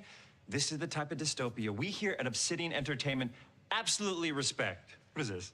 Am I experiencing Schadenfreude right now? I may have messed up the pronunciation, but you knew the idea. How are you? Why is Sonic My here? name is Mark. I am the head of sequels. Your here name at is Obsidian Mark? Entertainment, and I've got big news. I am going to drop a brand new trailer for The Outer Worlds 2. What are you going to get? More planets. Your name is Sonic the more Hedgehog. chaos, and an Or Sonic actual Wachowski. release date now that GTA 6 got pushed to the spring. So, strap on in.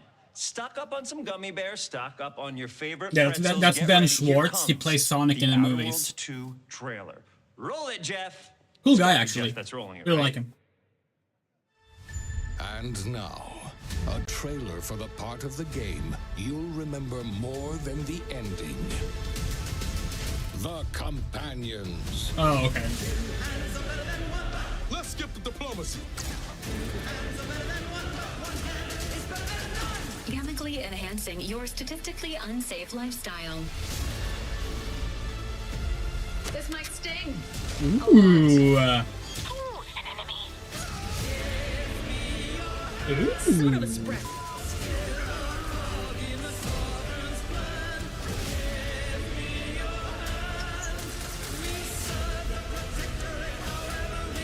Be grateful you're not on fire.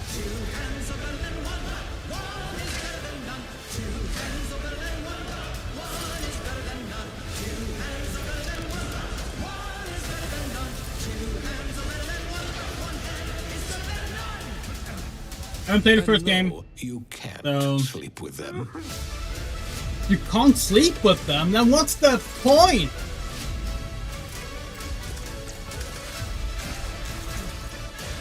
Oh, guess we're playing Baldur's Gate again.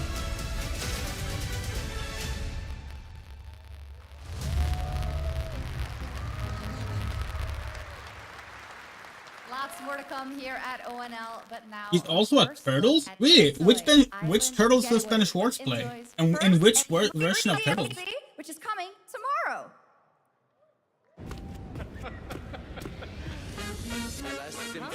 Yeah, he's Dewey in Inductive 2017. Yeah. What was this? Oh, it's the AI game. The game itself is not AI, but they use AI generated things. There's a studio that makes stage play as a trailer instead of cinematic through in the video. Technically,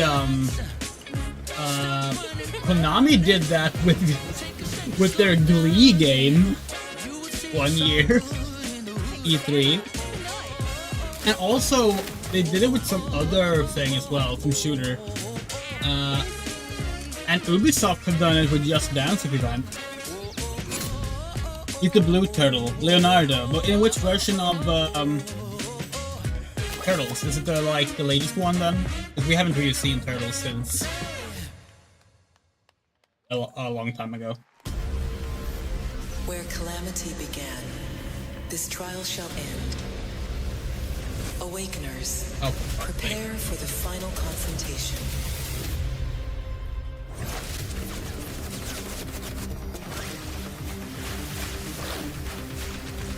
Yeah, we've heard about that model. We're annoyed because we feel like... Look, there are a lot of horny games, like the game on screen right now. But one thing that we really liked about Baldur's Gate 3 specifically was the fact that they just went, actually, you know what? Yes, you do have sex. We show you having sex. And we're not scared of the nudity or anything. Sex is part of the characters' lives. So you should be able to show that. And everyone loved it. And so many other games could take advantage of that instead of just being fucking sexless kitty games like this, you know? Give us the actual sex. No, you don't need to have every companion have sex with you. You can have it actually be characters that it wouldn't fit for, of course. But it should be part of the writing if you're making an RPG in that style, we think. We need to get away from this fear of sex in a way, you know? If you can have a game with titties, cleavage, you should be able to have a game with where your characters are sucking on those tits as well. That's all we're saying. That's all we're saying. Go there.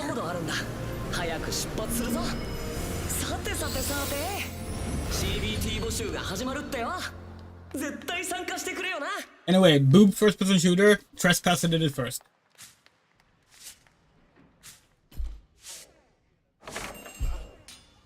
$1998 did that shit.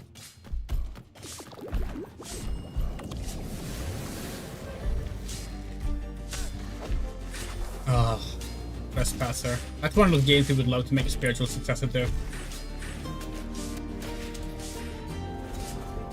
One of the coolest concepts of the game. Hello, Linnea.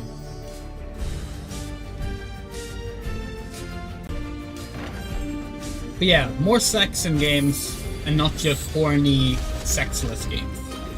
If you're gonna be horny, go all the way. That's all we're saying. Not every game has to be horny, but every game needs to have sex. But if you're gonna make a game where part of the whole thing is that you're gonna have characters that are sexually attracted, that you're supposed to be sexually attracted to, fucking have the sex. It's not that difficult. Tales of Xillia Remastered. Yeah, it was leaked actually before the announcement as well. Oh! Okay, are they finally gonna give us some key art and a release date? Your reputation is legend. Oh my, I think I know what you are. This is a game that was... We've gone over this before, but Bloodlines 2 was cancelled, a new game was made and took the name.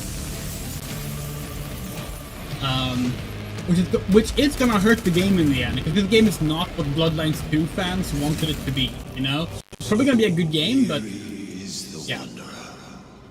The treads on the fertile soil.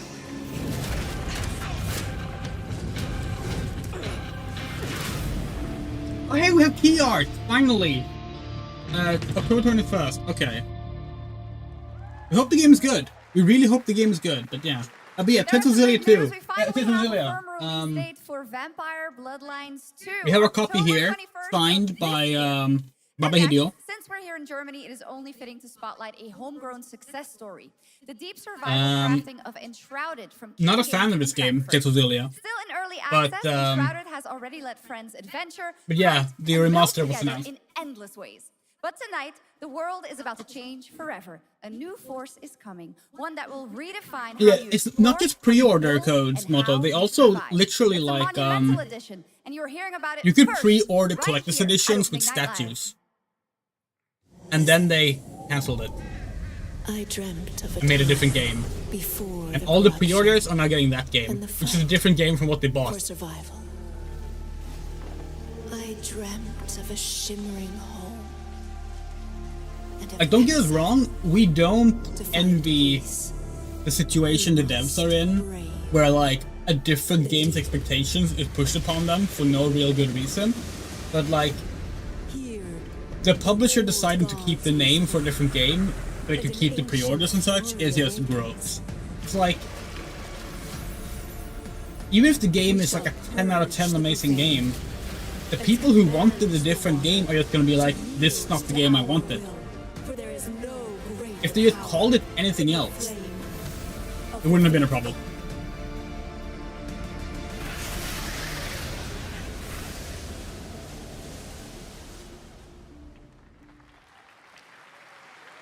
Today 2 is much better. And tonight at ONL, we have news of the latest Xbox We have a steelbook of franchise that as that well. is coming to PlayStation for the first time, and the reveal also of signed a brand new expansion. by Baba Hideo.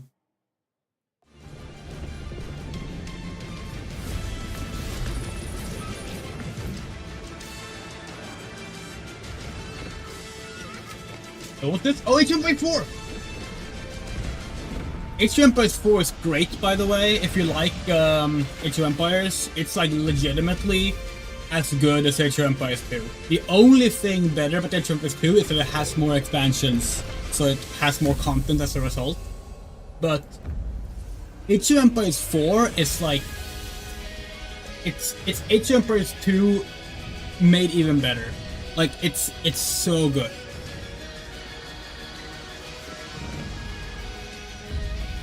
It's a shame that it's a Microsoft game.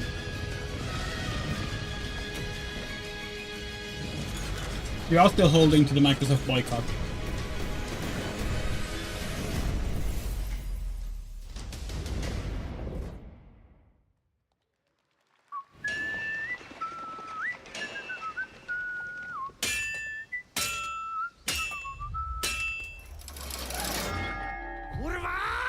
Honored friends, masters of the blacksmith skill, let me introduce a young master of our craft and new owner of Kutenberg's old forge, Henry of Skalitz.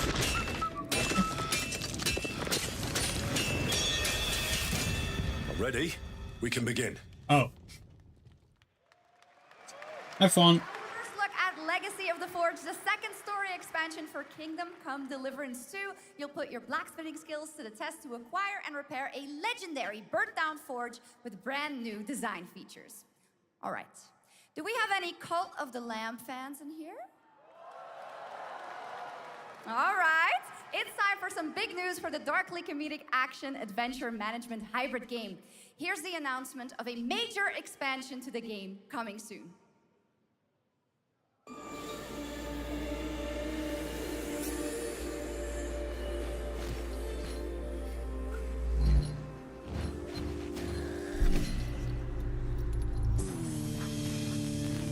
haven't played this game, but we've heard very good things about it.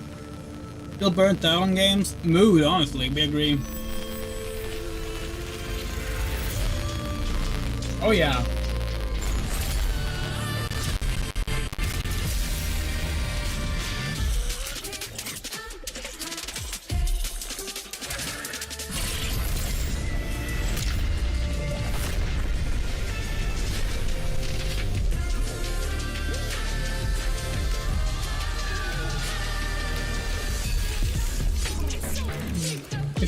It's by the same developers as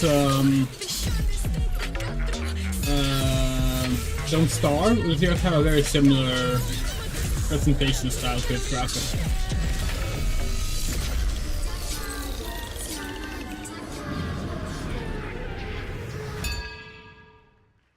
Awesome! Now, last year, World of Warcraft celebrated its 20th anniversary and kicked off its 3-expansion story arc, the World Soul Saga. Yeah. Here to tell us more about what's to come is executive producer Holly Longdale. So did they just change the name? Because we are certain they said it was going to be called The War Within.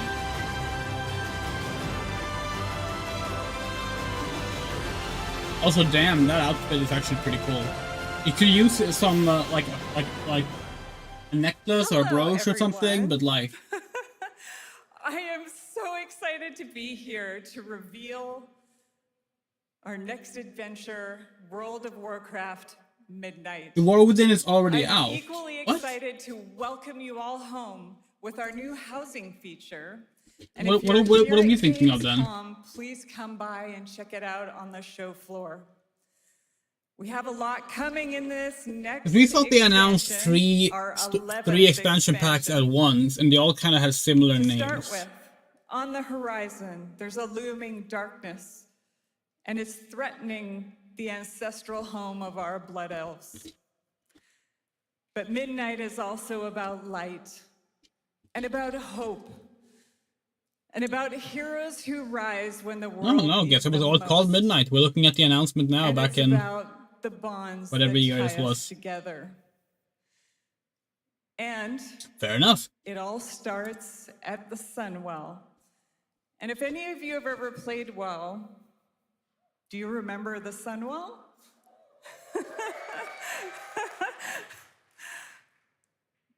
With that in mind, please enjoy the premiere of our cinematic introduction to Midnight.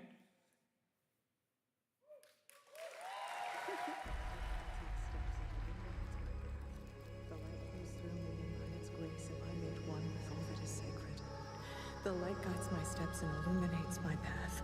The light flows through me, and by its grace am I made one with all that is sacred.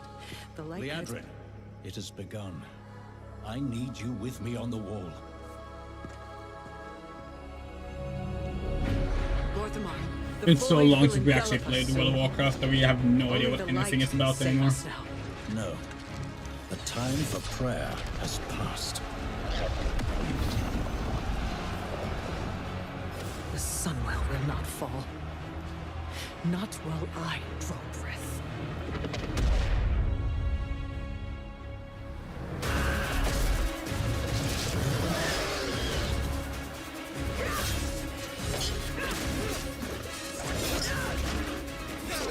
Little elves.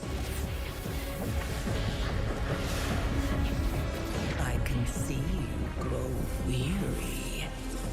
How much longer can you hold out? Flee and save yourselves. Liadrin, don't. Light be with you. You see? She understands it's hopeless. Soon, you all will. The light guides my steps and illuminates my path. The light flows through me, and by its grace am I made one with all that is sacred. The light guides my steps and illuminates my path. The light flows through...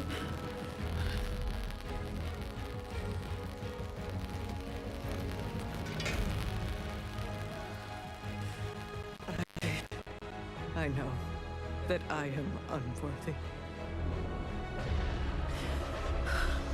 I don't know if I deserve your help, but I know my people do.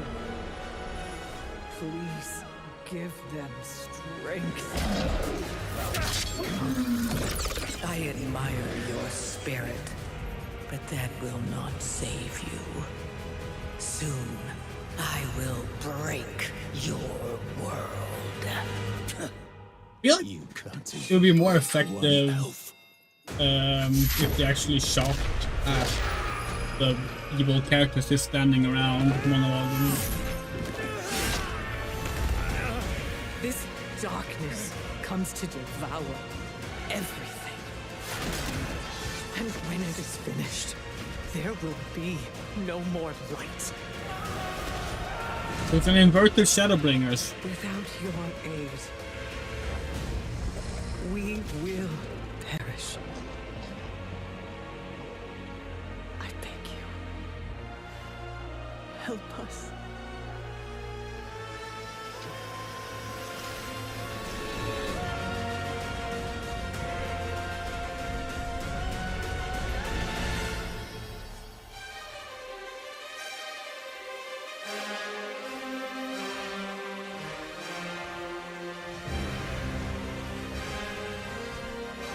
The Warriors of Light.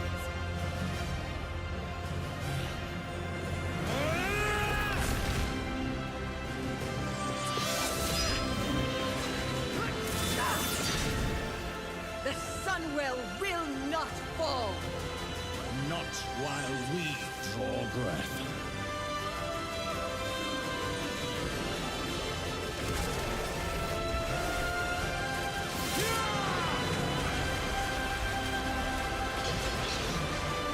I don't really understand the point of showing this, because like, isn't the point of this to like hype up people and like get people interested in games? Like, as someone who doesn't play World of Warcraft, that told us nothing about anything. What a great cinematic. Nobody does those better than Blizzard, and hope you guys enjoyed that. All right. Next is the global announcement of a new project from Team J, the dev team behind Delta Force. Project Spectrum is a tactical shooter for the fearless. It is a physiological horror PvEVP game. That's right, where you battle against monsters, other players, and your own sanity as widespread anomalies twist around the world. Face the horror or become the horror itself. Okay. Can you describe the sound in the recording? Did Nintendo like let go of their sanity system trademark or something? There's a lot of games coming out now trying to do like, let's go back to the start. Dynamic, psychological stuff. I remember the wind, strong wind. What the hell happened here? We got company!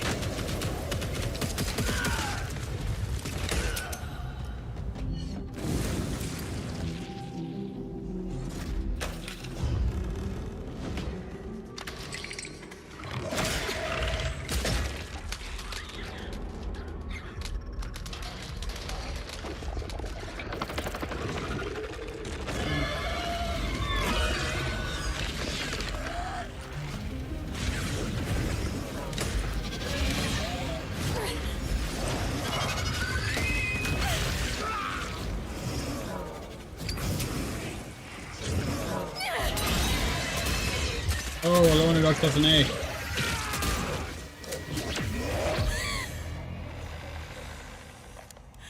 The loss is too heavy for you. But sometimes, loss can birth beasts and bury truths. What do you think? What if you are the beast? The beast?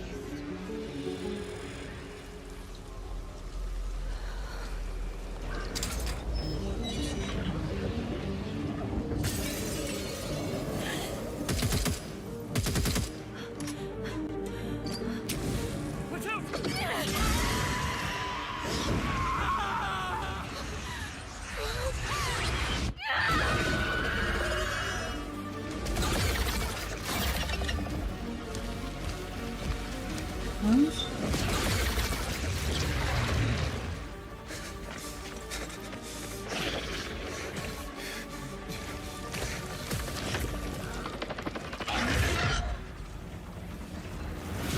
is very confusing.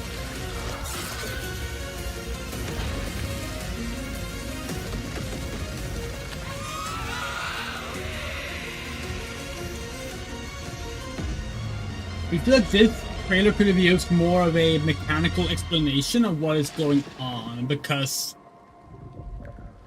we're just confused now. Let's go back to the start.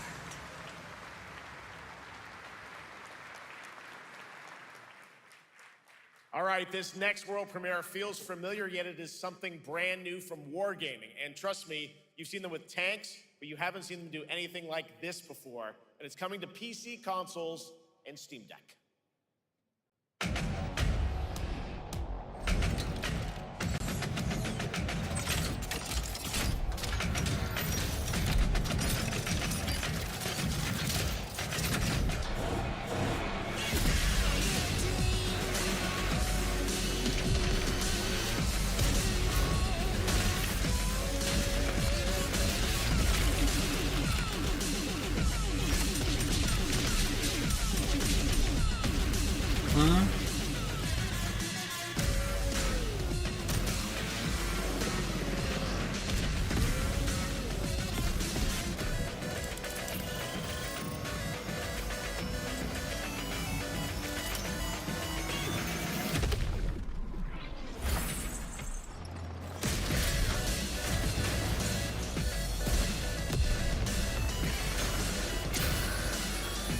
So it's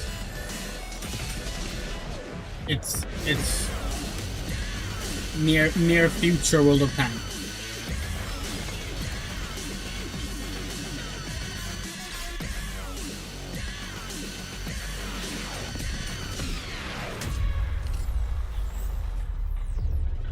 World of Tanks Heat. Okay.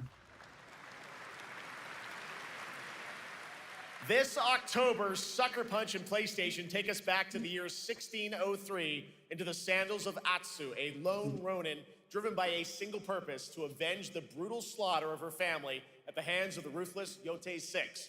Tonight, we have a new look at the deadly, beautiful world of Ghost of Yotei.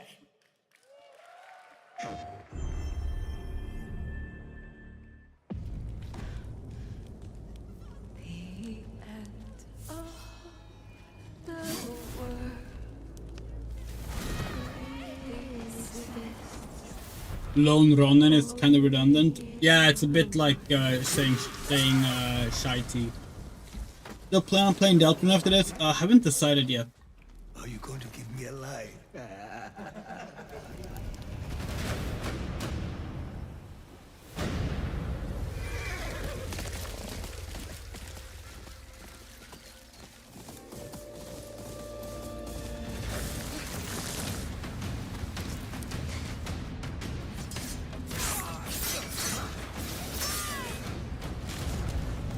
Swordsmith's daughter. I watched that tree burn. How did you escape? Same way. I survived every battle. The thought of killing you.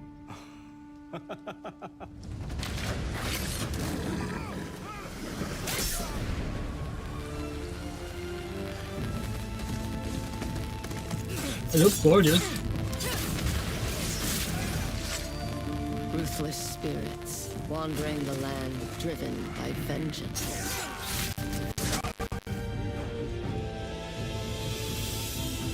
Sometimes I feel like that is what I am.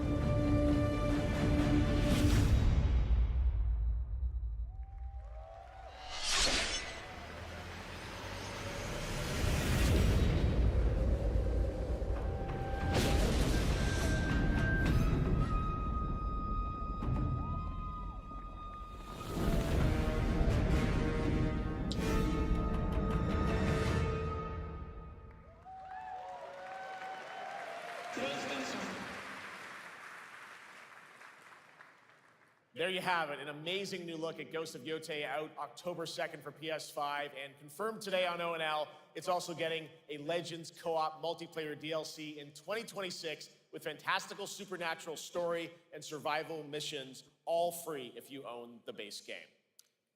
For nearly 3 decades, Resident Evil has terrified, There we go. thrilled, and defined the survival horror genre. It's Resi time. Now, a new chapter rises from the shadows.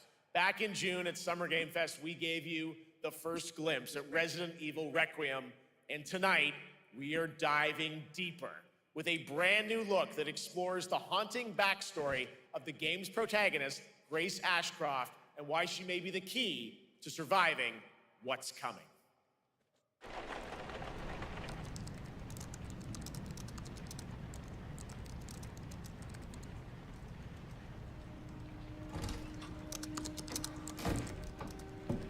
Anne. Hi, Mom. Oh, she's alive? You have been on that thing all day. Well, if you're gonna work so late. Get some sleep, eh? I'm almost done, just a sec. It's really coming down hard. Mom, phone. That's Alyssa Ashcroft from Resident Evil Outbreak, for those who don't know. Hello? Miss Ashcroft? Yes.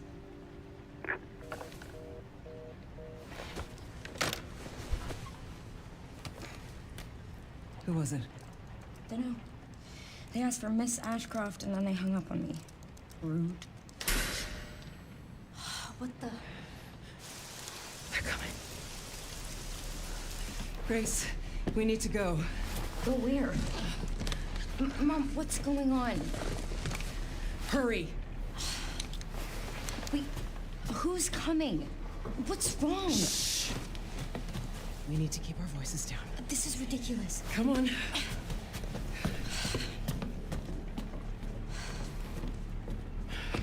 Tell me what's going on. Now is not the time.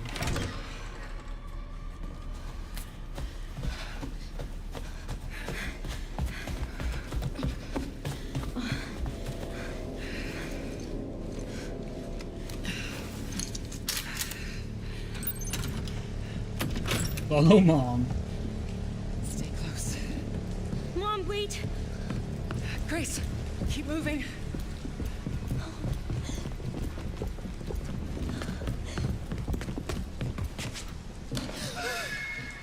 Oh, who's that? Oh, I'm so sorry about the power outage. What happened? It's really no excuse, and I apologize for the inconvenience. Oh, no, it's fine. Don't worry. I should have it fixed soon. I just need to find my...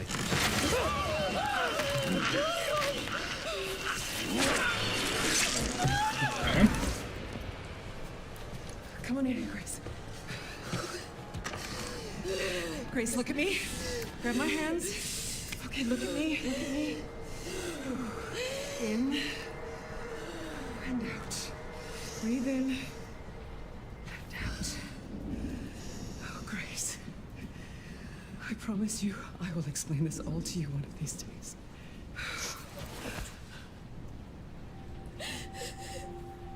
Grace. Please know that you are my home. Never forget that. What are you talking about? Just... I love you.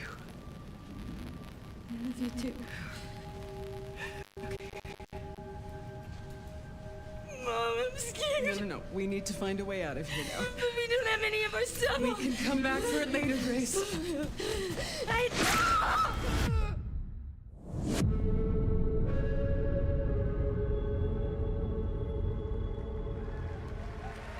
That it?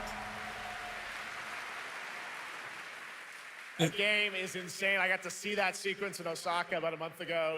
There's a lot more to share, and there is a reason it was the most wishlisted title coming out of Summer Game Fest this June.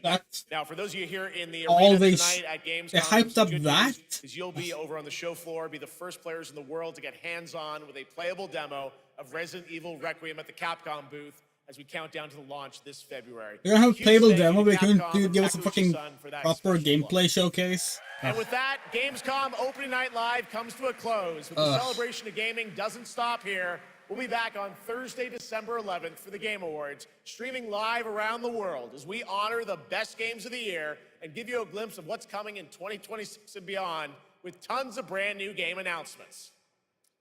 You're leaving, but before we say goodnight, we do have one last surprise. All right, what is it? A global announcement from a studio that walked away with multiple Game Awards wins for its last project. Please take a look. Okay. Game Science?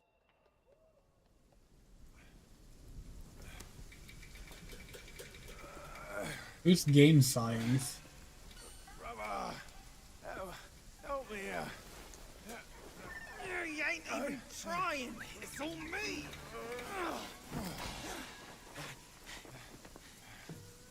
Look at that belly of yours. Where's the mountain?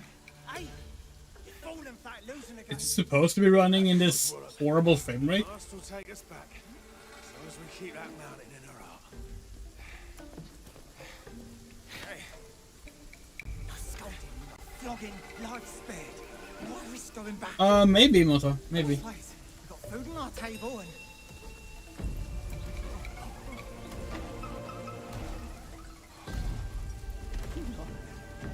They're coming for us.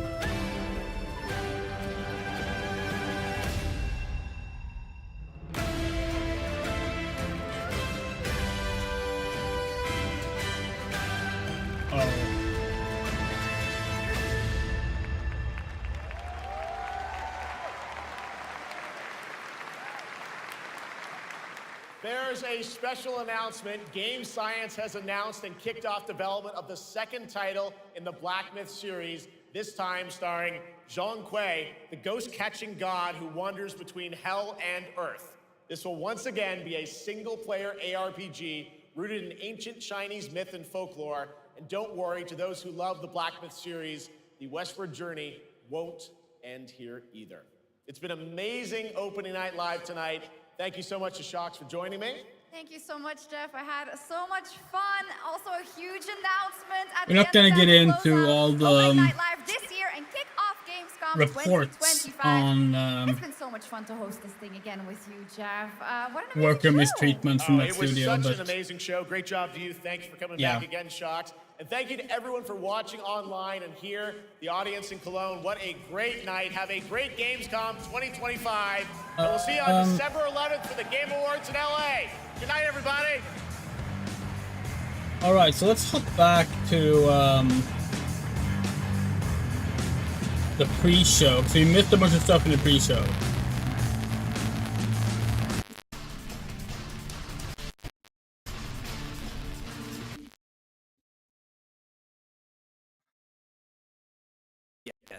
This is the waiting room. Let's Okay. not waste another microsecond. Here's a brand new game reveal.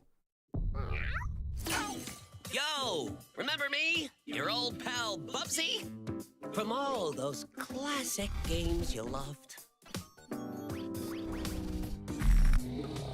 Was it something I said? What could possibly go wrong? Forget about that. Let's talk about the new one. Bubsy 4D. Now this I like. So, where are we going next? Don't mind if I do. Zoink! We really like the graphics on this, actually. Do any of these outfits come with pants? Okay, we don't like that so much is focusing on, oh, remember those bad games? And it's working overtime on But this baby. at least the game itself looked like it's trying to be like Sorry, a I cool didn't even game. know they were still around. Oh, they aren't, The but first see, it's game I technically ever Infogrames, played. but whatever. Okay, what's this?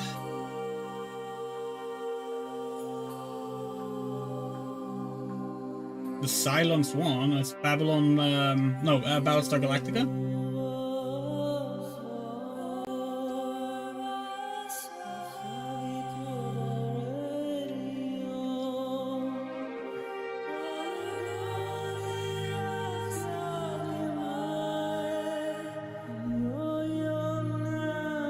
Okay.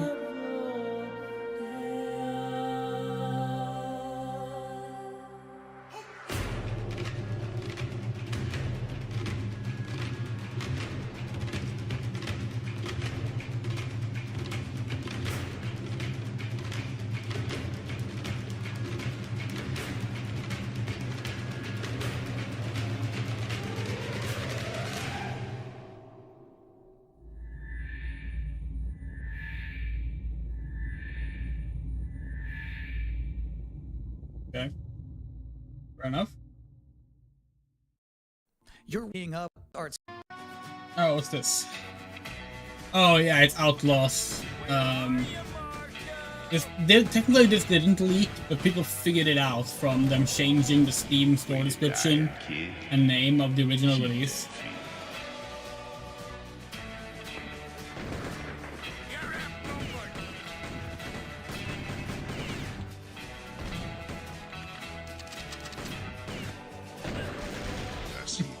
City rise. Who's playing in this gameplay footage? They're missing every shot. It's gonna take more than bullets to get what you want, mister. Once a lawman, always a lawman. Are they missing on purpose?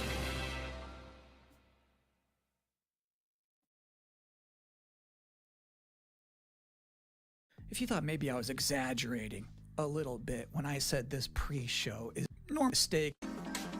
How And the sprites aren't widescreen compatible? Once a lawman,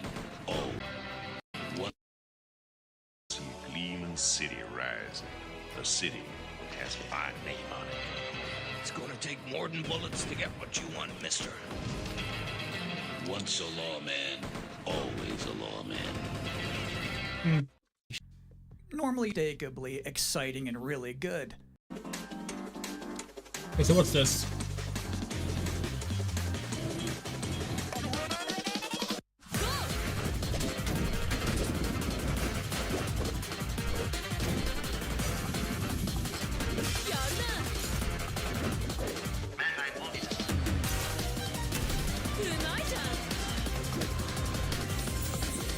Wacky for the sake of wacky, it's not really our thing, but cool game for those people who like that kind of stuff. Hold on.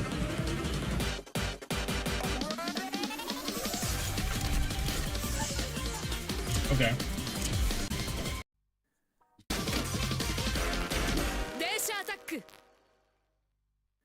And this year, it's called Connect Lead, and you showed a first look at gameplay of. Oh yeah, we've its seen this game experience. before.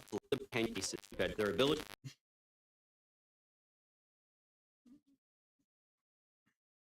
Your inspiration Was the dark on a fantasy times that is made simply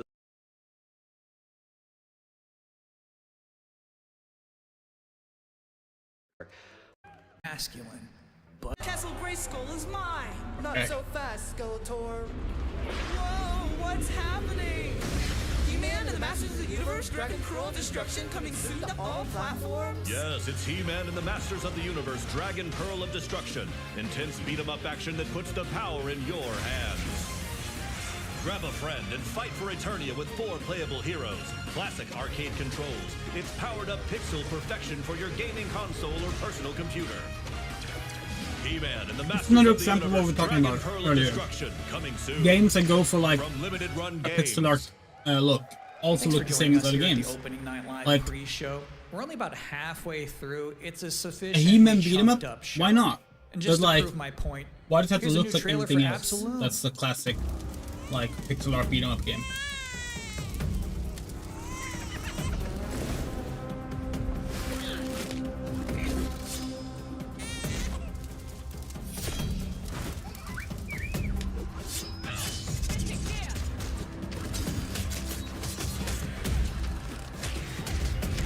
Yeah, see, this is pretty cool though. This looks like a beat 'em up.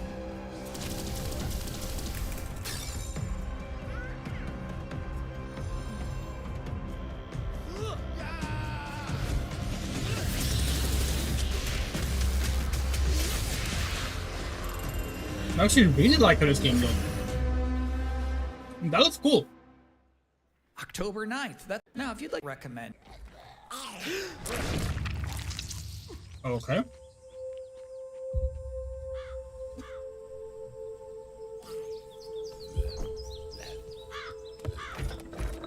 What did they do? Weld these things on? It's like an adventure game. In a classic sense.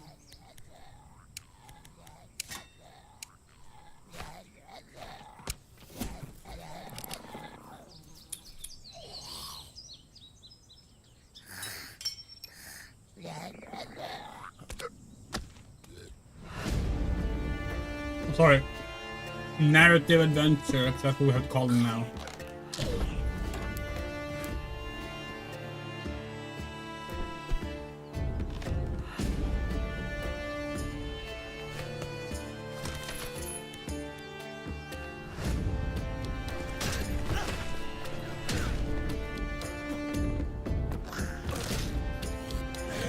Not entirely sold on the graphics, but it does look different from other games. I'm gonna appreciate that, and we always like a good adventure game.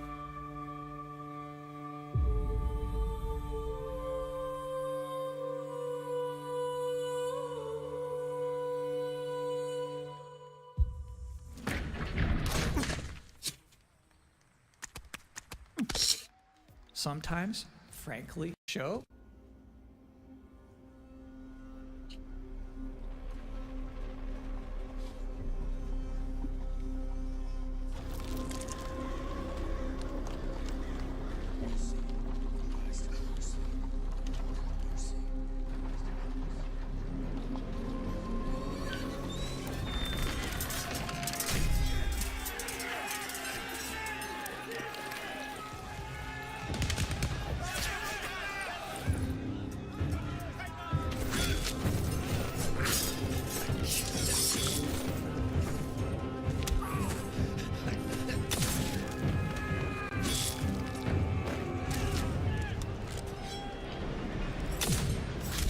This is interesting.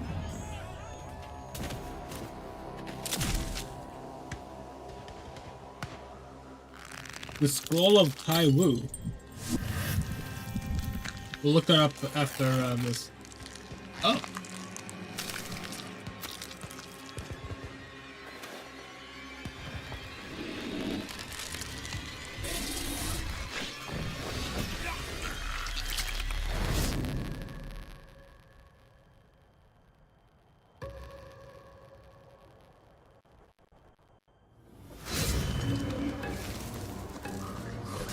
Ooh.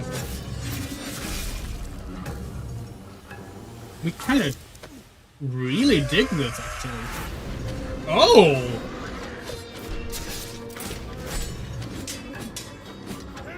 What the hell is this? It looks super cool. Why was it in the pre-show? This looks more interesting than like half the games, if not more, than the main show.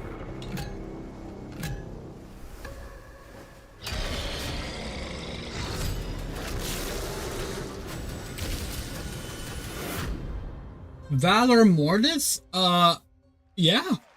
Yeah, we're wishlisting that. Duty as pre is to start the top number DM or 7.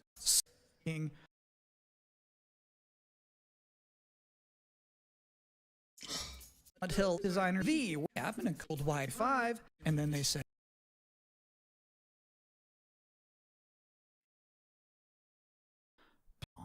Morning, Commander.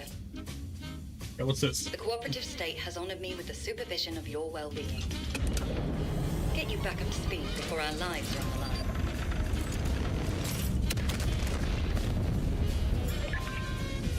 Glad to see you've not lost your touch.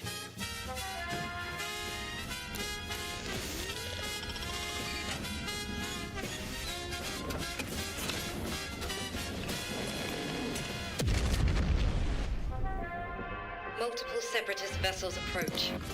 They wish to eliminate this facility. Fascinating. Destroy them before they do.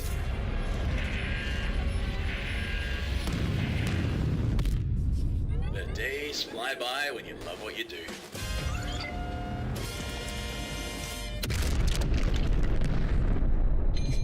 Okay.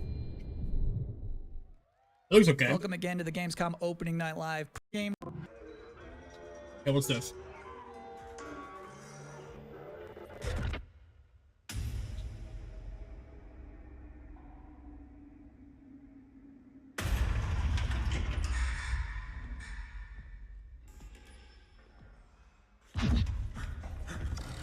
Definitely a lot of horror stuff. Like horror is really like becoming more and more like the main genre of games right now, in a way. So much, especially like almost like classic style horror games too. Like it's proper survival horror. We do appreciate that. This looks super interesting.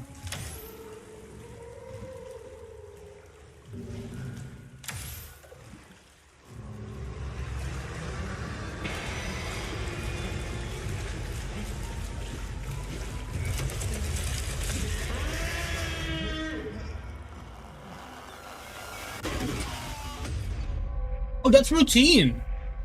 Wait, what? Routine isn't dead? We played a demo of that like a decade ago. They actually created that whole environment by 3D scanning the entire bathroom of Jeff Keighley's mansion.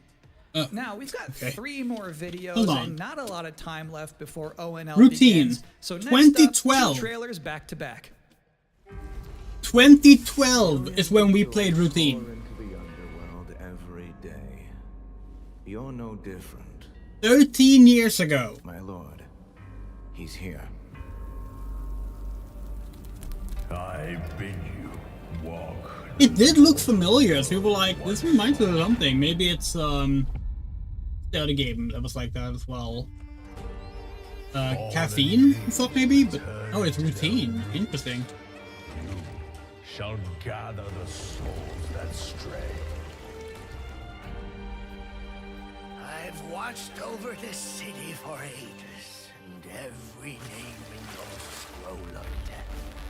Not one of them dies quietly. You, a soulless husk. You can judge my fate. Why wrestle rogues? An artifact can do what brute strength cannot.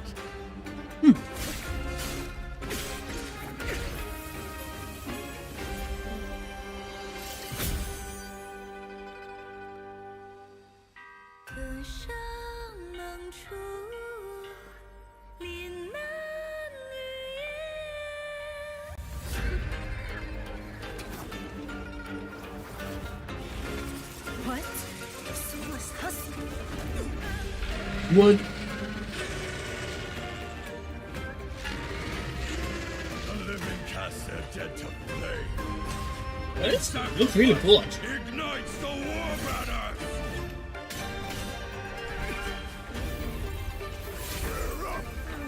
Here we go again. Why is the pre-show better than the main show?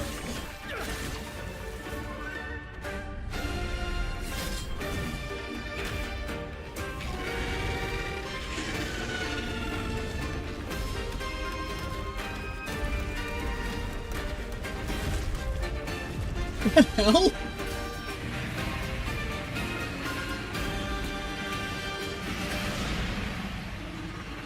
If you know not life, how can you know death?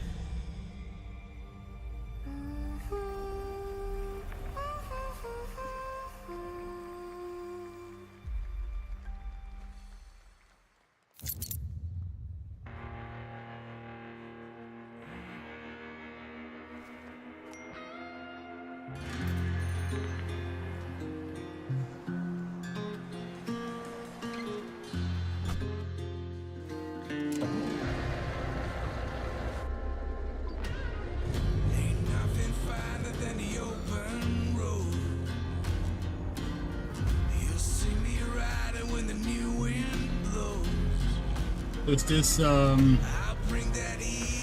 Euro Truck Simulator 3.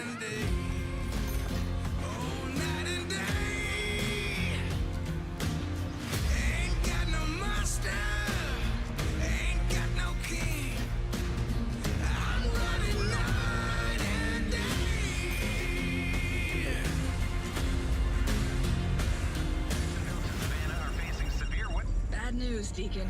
Storm's almost on top of you. I got eyes on it. You can still turn around, you know. Nah, Pineview won't hold out. XDC Logistics. They said you were coming. But take care now, you hear? Let's get it done. I think they're Americans. Maybe it's American Truck Simulator? No. It's a different IP.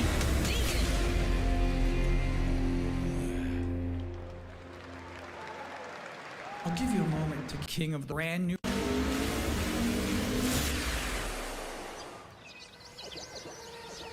Okay, yeah. Pac-Man and Sonic. We already saw that. Alright. So what was the best part of the show? I'm actually not sure. Silent Hill F looks really good. Unbeatable looks amazing.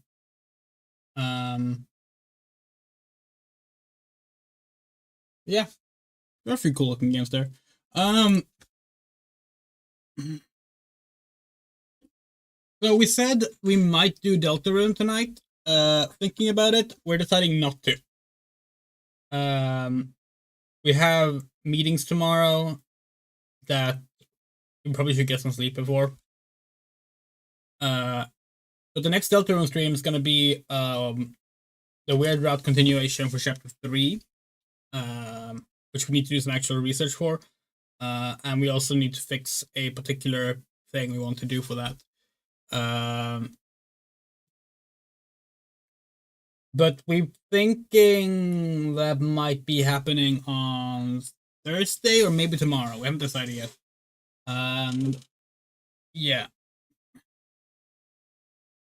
But still, this was fun. It's always nice with a bit less demanding stream. Deltarune, Weird Route All Bosses gets a little bit demanding with how difficult some of the stuff there gets. But yeah, right now we're thinking Thursday night for Deltarune.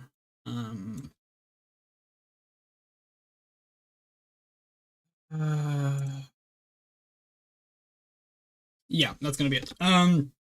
Don't have anything else scheduled right now, but there'll be more stuff coming up, of course. And good night, everyone. If thank you so much for watching, and if you would like to support us, if you want to help us out financially, you can do so through Patreon, Ko-fi, or PayPal. Any amount you give gets your name here in credits for at least a month, and it's very much appreciated because this is our only source of income right now. So a very special thank you to Arachnopunk, Bean, Fadeleaf, Garden, Harahase, Hokase, Hutch, Hughes, Loose Queen, Emerald Bloom, Moto, Rain, Rum Ray, Sega Music, Shadow Winchester, Spider-Man News, Cleote, and Yorocha. And we'll see you on the next stream, which is probably going to be Deltarune, but maybe we'll do something else in between. We'll see. Bye-bye!